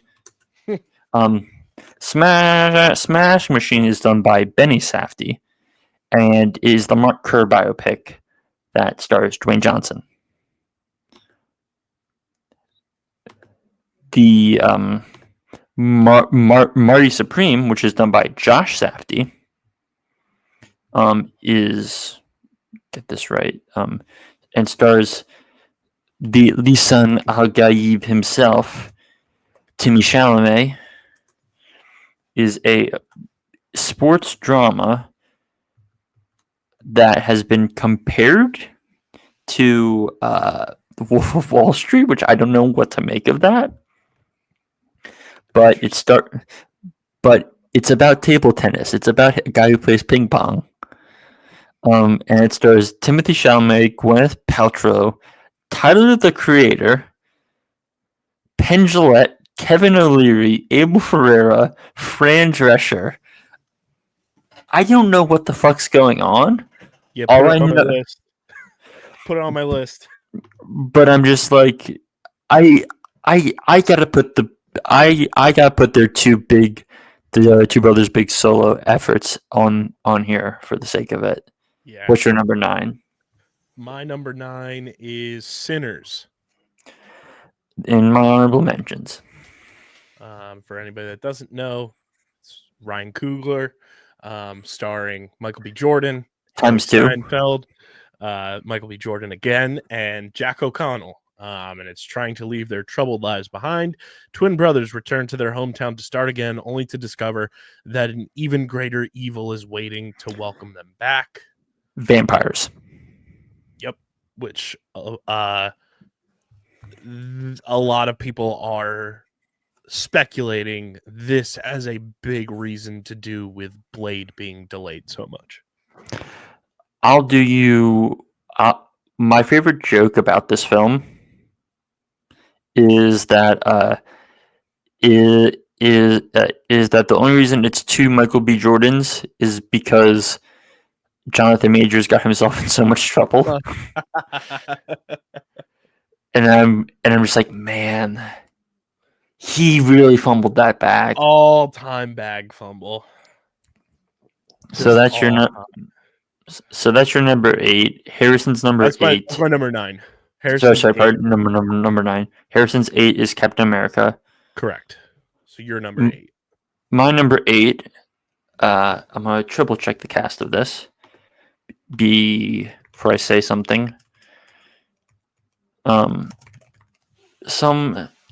It is one of the most reliable franchises of the last 25 years. We don't know if we're going to get another one out of it, ladies and gentlemen. Kyle, do you have a guess at what it is? I don't. Mission Impossible Final Reckoning, featuring kind of friend of PSN's fiance.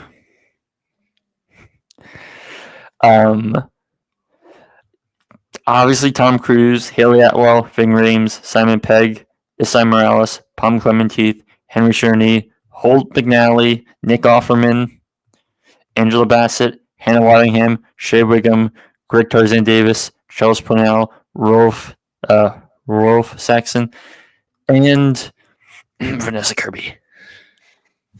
Congratulations, Paul. We'll get to that in news and notes. But yeah, just like Tom Cruise doing crazy stunts, like it can't be lower than a 7 out of 10 movie. And if that's the floor, I'm sorry, but you're ending up in my top 10 most anticipated. This is my number 8. I have Mickey 17. Okay, so I had this on my list for the last 2 years, I think, at this point, given how much it's gotten punted. Yeah. I would have it on my list. It's just I've talked about this movie ad nauseum. It's gotten punted so many times that I just don't want to talk about it more. But I'm excited for Robert Pattinson doing a really weird accent and just like having a good time. Like I'm here for this. I'm excited for it. So that brings us to Harrison's number 7, which is Novocaine. This fucking film. All right, let's quickly explain Novocaine to everyone. So it's a thriller starring Jack Quaid. Nathan Kane is a mild-mannered introvert with a rare disorder, congenital insensitivity to pain, who must rescue his girlfriend who has been taken hostage in a bank robbery. Jack Payne is a glutton for punishment. If The Boys has not been evidence enough of that. And so now he'll just get more punishment. I dig it. Is it my time for number 7, right? 7? Your number 7. My number 7. Going across the pond, one of my favorite directors, Edgar Wright. It's The Running Man. His adaptation of the Stephen King novel, which Arnold loosely adapted, but according to all reports, Edgar's doing a more faithful adaptation, starring the man with the million-watt smile, Glenn Powell. Also starring Katie O'Brien, Daniel Ezra, Josh Brolin, Lee Pace, Michael Cera, um, um, Emilia Jones, Carl Glussman, and more. Again, it's Edgar Wright. The floor's so high. I'm gonna have a good time. It's an Edgar Wright movie. I don't know what else to say. So that brings me to my number 7, which is Frankenstein, which we talked about. Looking forward to it, boys. Looking forward to it. So Harrison's number 6 is the Thunderbolts. Asterisk. In my honorable mentions, this is I'm sorry to the Fantastic Four, but I have the most faith in this movie simply because it's kind of like the first proper team up, and we have Florence Pugh, we have Julie Louis-Dreyfus, we have Wyatt Russell, we have David Harbour, we have all these talented actors who we've kind of seen before, and it's just kind of them getting to riff, and it'll be a good time. It'll be a good time. Sebastian Stan. Yep. So your number 6. A little thriller called After the Hunt, directed by Luca Guadagnino. Have you heard of this movie, Kyle? I have not. So it has been getting a lot of hype. So also music by Trent Reznor and Atticus Ross. A college professor is forced to grapple with her own secretive past after one of her colleagues is faced with a serious accusation. The college professor in question, played by Julia Roberts. It seems like her husband is played by Michael Stuhlbarg. This movie also has Ayo Edebiri, Andrew Garfield, and Chloe Sevigny in it. This is going to be a good time. It's a Luca movie. It'll also be a very sexy movie because it's a Luca movie. So my number 6, James Gunn Superman. It's much higher on mine. You guys know I'm not the biggest Superman as a character fan. Nor am I. We love our Philly native Superman. We love James Gunn. So I'm just kind of keeping the expectations level-headed. I'm going to enjoy it. I'm excited for it. But it's my number 6. Which brings us to Number 5. Number 5. I can't wait for your reaction. Oh no. Oh no, what is it? Harrison's number 5. It's Lilo and Stitch, baby.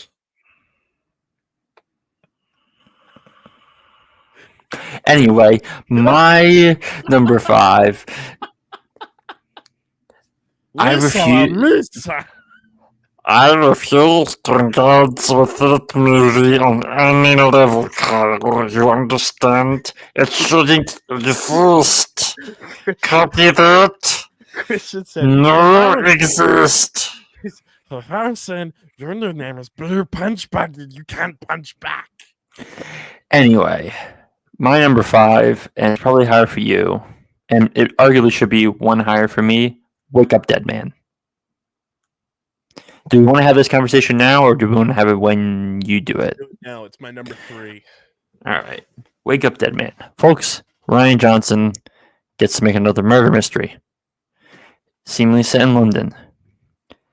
Daniel Craig, Josh O'Connor, Glenn Close, Josh Brolin, Mila Kunis, Jeremy Renner, Kerry Washington, Andrew Scott, Kaylee Spaney, Thomas Hayden Church. Yes. Sign me in. Yep. Alt side. Perfect. Now, Also, the fun take about the Knives Out saga series, however you want to categorize it. I love the take that everyone has every year. The Knives Out movies are Thanksgiving movies. fair. Kyle, let's set our predictions now. Who's the killer? Ooh. Oh. Because I feel like there's two answers here, which are like, yeah, these two feel like the most likely. Let's see.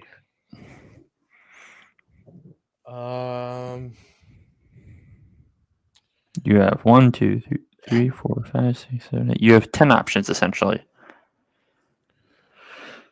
I'm gonna give 2 as well. I might even say that it might be a tag team. Do tell. Josh Brolin and Thomas Hayden Church.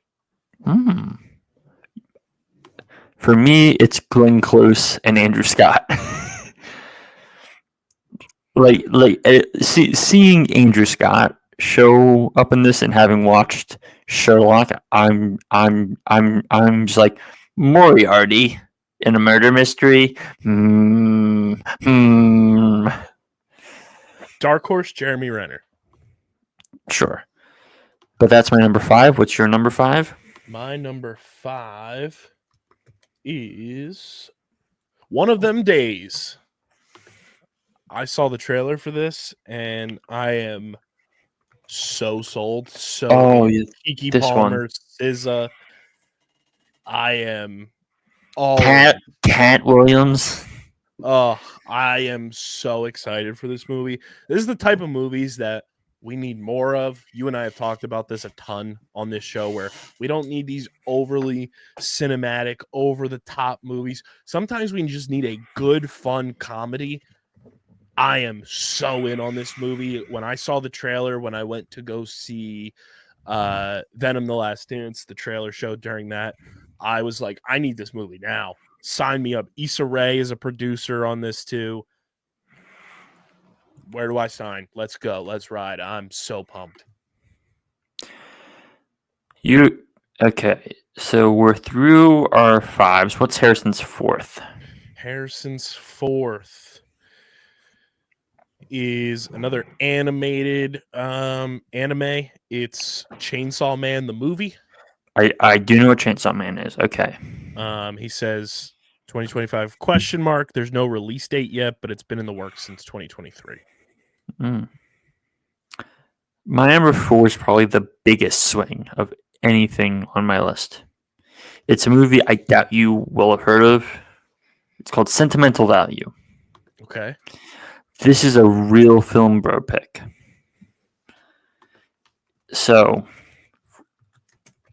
find the log line for this movie so I can give you a... Here we go. Yeah. This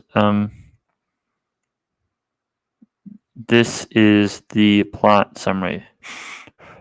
This movie follows Nora and her sister Agnes as they mourn the loss of their mother and adjust to the return of their father, Gustav. Gustav has written a script and offered the main part to his daughter Nora, but she categorically refuses the role. Gustav is played by Stellan Skarsgård. Okay.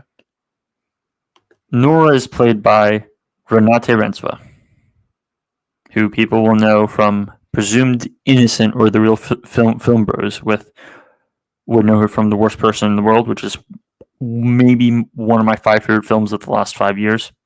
Like, it's truly an amazing movie for people in their like mid to late 20s or early 30s to just reflect on their lives and just like feel sad or whatever.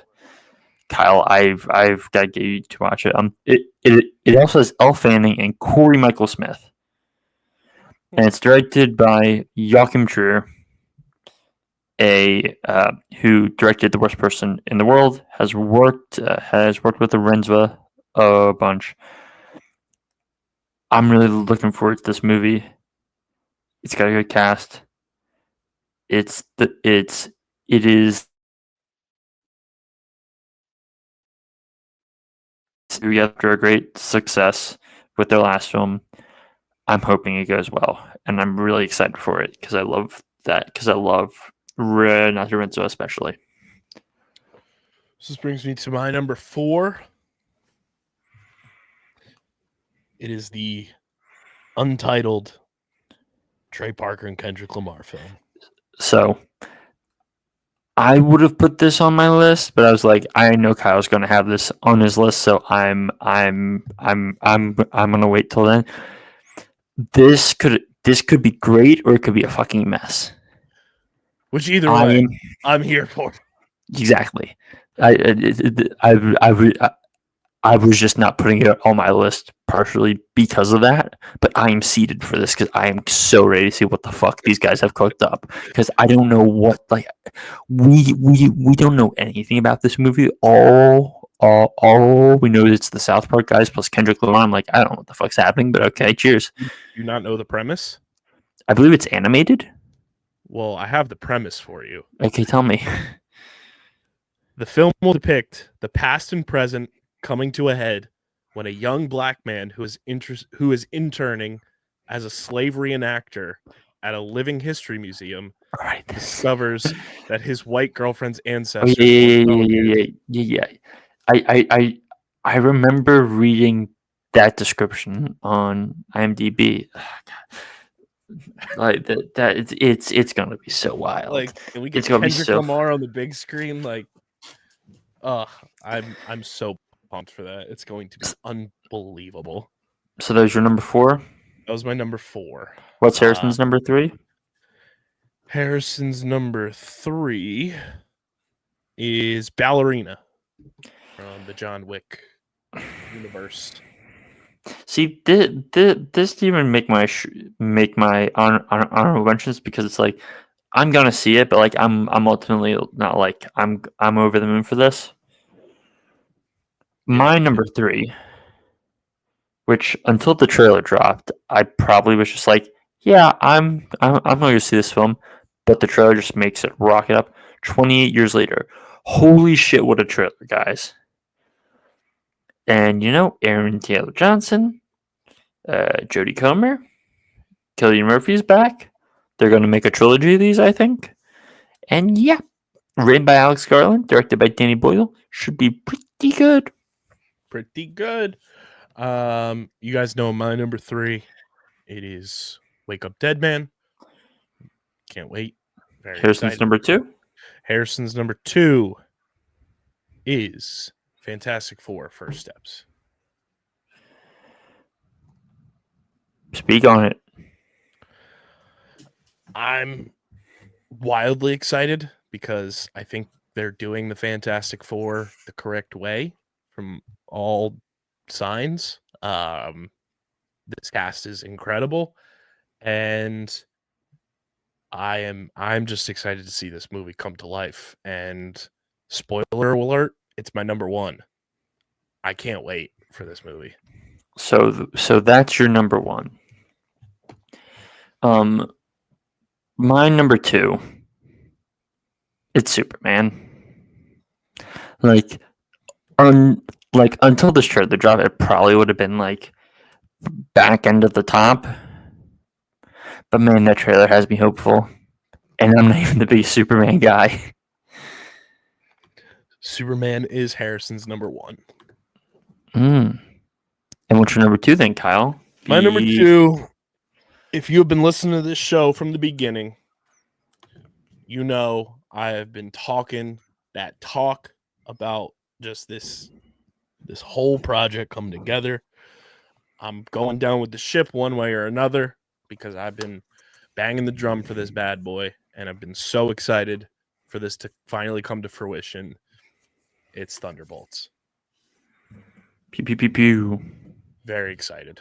I've been talking about the Thunderbolts probably since we've started this podcast, and I can't wait for it to finally be on the big screen. I love the cast. Like you said, when you talked about it, it's like our first like proper team up since Endgame. Gimme. I'm very excited. Thunderbolts my number 2. Fantastic Four: First Steps my number 1. Christian, what's your number 1? My number 1 is the film bro choice. It's the to-be-named Paul Thomas Anderson film that right now is known as the Battle of Bactane Cross. It is rumored to be a modern adaptation of the Thomas Pynchon novel Vineland, which came out in 1990, was postmodern fiction set in 1984 about basically Nixon, the war on drugs, and U.S. society. Let me read you this cast real quick. Leonardo DiCaprio,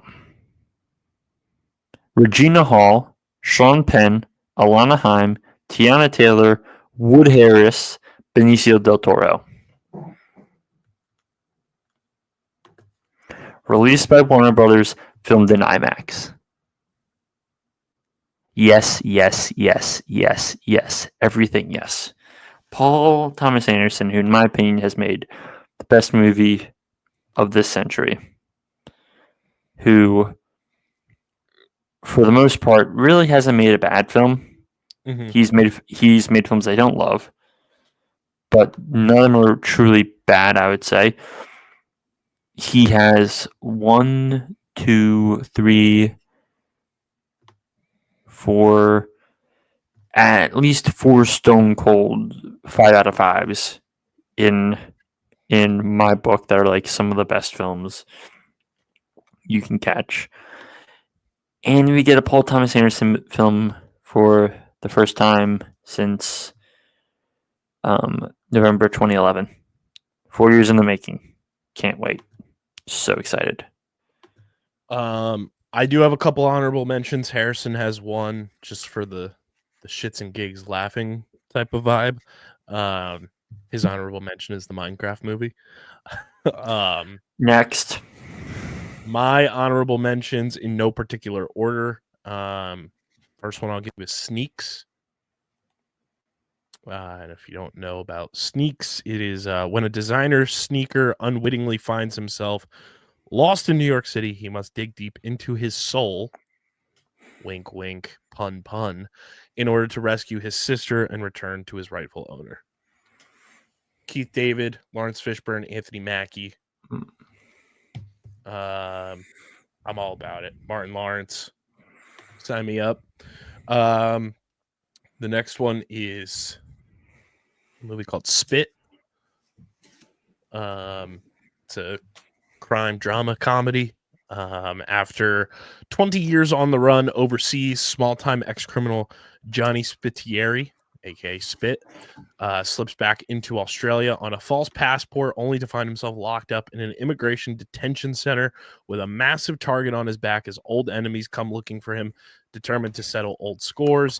As he struggles to stay one step ahead, the resourceful Spit finds new friends in detention, teaching them his version of mateship and what it means to be truly Australian. Any others? I have 2 more. The next one is The Lincoln League. It's a historical thriller detailing how Abraham Lincoln utilized a network of enslaved and freed men and women in the South as spies for the North during the Civil War. And the last one I have 2 more actually. The next one is Elio. It's the next Pixar animated. Just looks very fun. Adrian Molina is directing. Those movies are always a ton of fun. Kind of the same vein as Luca and those kind of movies. And then the last one I have is The Surfer, which has not come out yet. So it looks like it's a 2025 release. It was supposed to come out this year. Starring Nicolas Cage, Julian McMahon, Nick Kasim, Alexander Bertrand, Miranda Tapsell. It premiered at Cannes in 2020. Cannes. I'm a con. You're a can. The Surfer chronicles the story of a father, Nicolas Cage, who returns to his hometown beach with his son, where they clash with a group of locals who now claim the beach as their territory.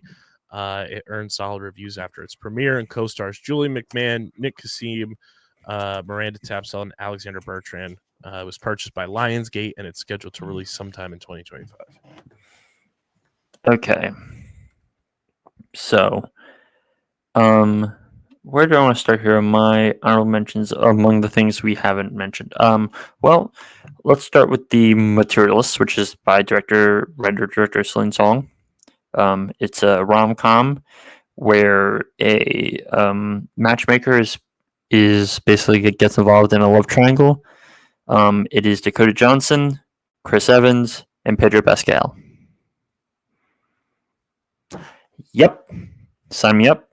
There is Black Bag, which is a new spy movie by the great Steven Soderbergh, starring Cate Blanchett, Michael Fassbender, Marissa Bella, Renee Jean Page, Pierce Brosnan, and Tom Burke. When his wife is suspected of betraying the nation, intelligence agent George Woodhouse faces the ultimate test: loyalty to his marriage or his country. Yep. Fassbender being a spy. Yep. There is History of Sound, which is a historical romantic drama about two young men who travel together in the summer of 1919 to record folk songs of their countrymen in rural New England. It's Paul Mescal and Josh O'Connor. Yep. There is a movie by the great director Greg Araki called I Want Your Sex. About a kid who lands a job with Kyle's breaking at the title. A younger guy who lands a job for someone as their sexual muse is Olivia Wilde, Cooper Hoffman, Johnny Knoxville, Daveed Diggs, and Charlie XCX. Oh, I was gonna say, is this the Rick Flag biopic? No. There's a movie called Play Dirty. A thief gets shot at a major heist where he must outsmart a South American dictator, the New York mob, and the world's richest man. This is directed by Shane Black, and there's Mark Wahlberg and Lakeith Stanfield. And it also has Keegan-Michael Key show up in it, and Tony Shalhoub, and Dermot Mulroney, and Thomas Jane. The greatest meme in movies is The Way of the Wind coming out? It looks like it's coming out, folks. For those of you who don't know, The Way of the Wind has been 5 years in the making. It's Terrence Malick's epic biblical drama about Jesus, told through multiple parables. Mark Rylance is in it. Ben Kingsley is in it. John Rhys Davies is in it. The only reason I have this on the list is because it is Terrence Malick, one of the great American film makers, and this thing has been in and out of the works for ages at this point. And it's been joking like it's coming out next year, and then it doesn't come out, and then it's coming out next year, and it's not coming out. And then the last one I'll mention is a movie called Alpha. We know extremely little about this movie. All we know is it's done by French director Julia Ducournau. I hope I don't butcher that name. One of my favorite experiences of watching movies in recent years is just sitting down and watching Raw with a friend, which is this wonderful pseudo body horror movie about a girl who goes to vet school and develops a craving for raw meat, which you know what that eventually devolves into. Is that what we saw in The Barbarian? No, but Zach Cregger's movie Weapons may come out in the latter stages of this upcoming year, which is an American horror an American horror epic done by him. The film revolves around multi-related plots marked by the disappearance of school kids in the middle of the night, police corruption, generational trauma, witchcraft, blood rituals, and religious abuse in a small Florida community. Written and directed by the guy who did Barbarian, it stars Josh Brolin, Julia Garner, Alden Ehrenreich, Bennett, and Benedict Wong. It is likely moving into 2025, but it has not been confirmed at this time. So yeah, I think we've talked about so many movies at this point that let's speedrun news and notes before this turns into a 3-hour episode for everyone listening. And guess what, everyone? It's our podcast, so we can do whatever we want. But let's get to everybody's favorite segment. Why don't we?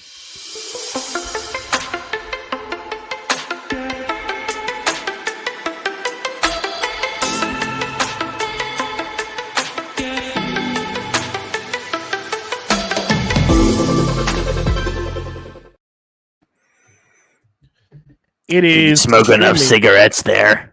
Yeah, I did a little bit of cigarettes, and you know what else I did? I cracked open an ice cold Kenwood Beer, the official beer partner of Underground Sports Philadelphia. It's a refreshing light beer, just 4.1% ABV, 120 calories, 8 grams of carbs, and you can get beer delivered to your house this December, Christian. You go to kenwoodbeer.com. If you live in New Jersey, Pennsylvania, Delaware, they're going to get you the Kenwood beers to your house. They come in the 6-pack, 6-ounce, or 6-pound, 6-ounce cans, 6-pack, 12-ounce cans, and the big Kennies. Go to kenwoodbeer.com. Use that Kenny tracker as well to see who's got Kenwood Beer on tap in your area. Must be 21 or older to do so, and please drink responsibly. I'll get you down to the jet lot. Looking at the news and notes from around the streaming platform Multiverse. Jared Leto's playing Skeletor in a Masters of the Universe movie. That's Casio. Remember, Jared Leto played Morbius, and he's in 30 Seconds to Mars. Let's bury him. We mentioned it during our most anticipated. The final season of Stranger Things is wrapped filming, releasing on Netflix in 2025. Looking here, DC. This comes from Brandon Davis, who's a host and producer of Phase Hero. DC says Clayface will be their version of The Fly. Filming starts early next year. No director is attached yet. But as of now, it's being written by Mike Flanagan, who I now realize I forgot to add one film to our discussion. It's a little film called The Life of Chuck, which I'm just going to bring this up now. It won the Audience Award at the Toronto International Film Festival. It's based on a Stephen King it's based on a Stephen King book. It's a science fiction drama that stars Nick Offerman, Chiwetel Ejiofor, Karen Gillian, Mark Hamill, Matthew Lillard, David Dastmalchian, and guess who plays the titular Chuck? Tom Hiddleston. I dig it. Yeah. House of Dragon Season 3 is confirmed to start filming Q1 of 2025. Ryan Condal says they will film until fall 2025, and this is the best season to come. So all you fucking jabronis that were complaining at the end of Season 2, suck my dick, kiss my ass. Season 3 is going to be fucking amazing. I can't wait. Song Kang-ho is joining the cast of Beef Season 2. For those of you who don't know who Song Kang-ho is, if you've seen Parasite, he plays the dad in Parasite. He's a frequent collaborator with Bong Joon-ho. In other movie news, Damien Chazelle is directing an Evel Knievel biopic. Leonardo DiCaprio is playing Evel Knievel. Interesting. That's real shot chase Roman, where it's like, oh, and then you're like, oh. Christopher Nolan and Emma Thomas have been knighted by the King of England, earning them the titles of Sir and Dame. Good for them. I'm happy for them. I'm looking here. Speaking of which Christopher Nolan says Gladiator 2 is his favorite movie of the year. I mean, respect, because this is also the same guy who one of his favorite movies is Talladega Nights. So yeah, according to data from the National Association of Theater Owners, 85% of moviegoers plan to go to the movies in 2025 as often or more often than they did in 2024. Good. Very good. I just love this quote. John David Washington was asked if he wants to play Batman. Quote, "We've got a great Batman right now. Rob Pat. No disrespect." Ooh, this is interesting. I just saw this, and this is like 3-day-old news. We're finally going to get to see Magazine Dreams, Kyle. Do you know what Magazine Dreams is? Refresh my memory. I feel like we've brought that up. So, this is a movie that before Jonathan Majors tanked his entire career was going to be this past Oscars, as in the ones that happened in March. This was tapped as something that was going to be putting him in Best Actor conversation. It's a bodybuilding drama starring Jonathan Majors about a guy who arguably takes his bodybuilding too far. It's coming out in March. Okay. In terms of other movies coming out in the spring, we got a trailer for Death of a Unicorn, which stars Paul Rudd, Jenna Ortega, Will Poulter, Richard E. Grant, as people who accidentally run over a unicorn on a nature reserve. It then gets experimented on, and seemingly it helps cure cancer. And then the mama unicorn shows up and wants her baby back, and things get bloody. Interesting. This is one for the clips. This is one for the clips, everybody. Oh no. This comes from the Hollywood Reporter. Brian Cox says people come up to him all the time saying, "Excuse me, could you tell me to fuck off?" So he tells them to fuck off. The power of succession, baby. We got the latest inductions to the National Film Registry. Notable films include Pride of the Yankees, Texas Chainsaw Massacre, Star Trek II: Wrath of Khan, Beverly Hills Cop, Dirty Dancing, My Own Private Idaho, Spy Kids, which that one made me chuckle because it's all these films and then Spy Kids, No Country for Old Men, and The Social Network. Someone someone tell me how Spy Kids ended up on this list, please. Spy Kids supremacy, baby. Looking here, James Gunn. We're getting go ahead. James Gunn says Superman has humor, but not as much comedy as either Suicide Squad or Guardians of the Galaxy. Quote, "It's grounded, it's fantasy, it's taking from other things like Game of Thrones, where it's this universe in which superheroes actually exist." In 2027, we're getting a Bluey movie. Yeah, I'm pumped. I will be sad.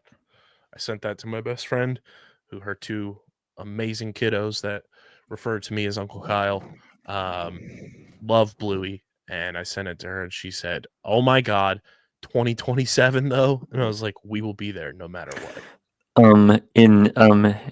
In classic Hollywood news, a documentary about Luigi Mangione is already in the works.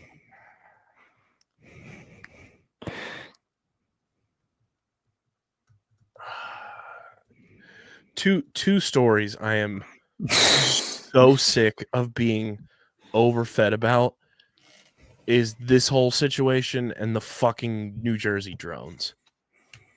I'm over it. Can we stop? See. Here's my thing. I think all of us in New Jersey just don't give a fuck about the drones, which is the funniest part. Literally, do not care. Like we're all just like, there's drones flying around, whatever. Like, we also got a trailer for Warfare, which is a Iraq war movie, co-written and directed by Alex Garland and Iraq war veteran Ray Mendoza, who was his military advisor on the movie Civil War.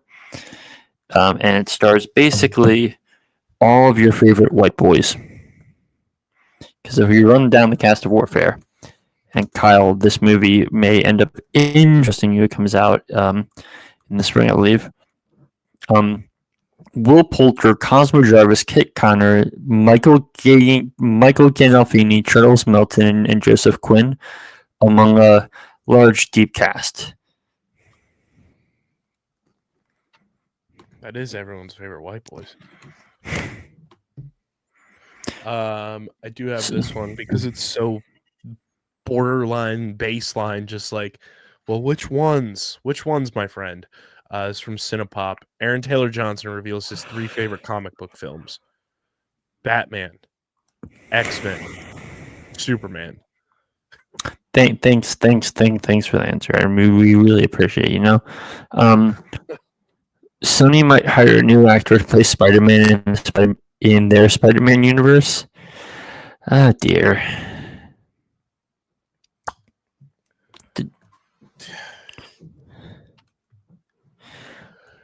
This is pretty wholesome for the holiday season. This is from the New York Times. Macaulay Culkin still calls Catherine O'Hara mom whenever they see each other.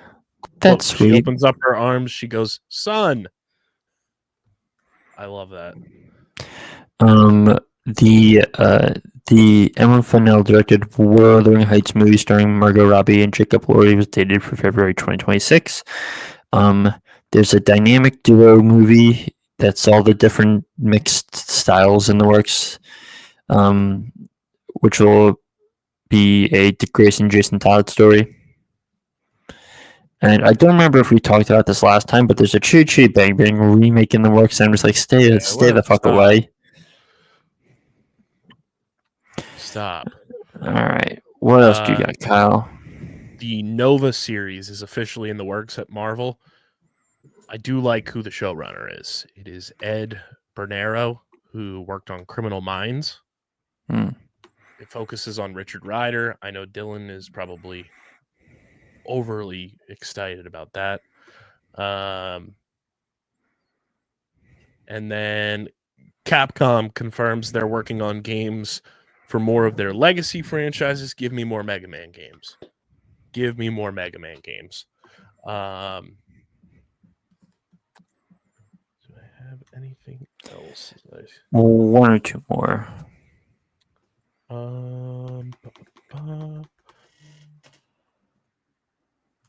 I think that might be it. Oh, and this just makes me feel incredibly wildly old. 8 years ago this week, Rogue One. 2 presidencies. We want Donald Glover as Lando back. Yes, 100%. So that's everything we got for you guys. Let us know your most anticipated TV and movies for 2025 in the YouTube comment section. Follow us on the socials, subscribe to the pod, subscribe to the YouTube channel, and let us know what shows and movies you're watching in the YouTube comment section. And this has been another edition of StreamerSZN, the exclusive streaming platform TV and movie podcast on the Underground Sports Philadelphia Podcast Network. For Harrison, for Christian, I'm KB. Everybody have a safe and happy holiday, and we will see you during the midst of Hanukkah, because it's a very late start for Hanukkah this year. And we'll see you after Christmas, not too far after. But until then, we are going to go figure out our new Creature Commandos squad name, travel to a galaxy far, far away, and gear up for our most anticipated TV and movies for 2025. But until then, peace.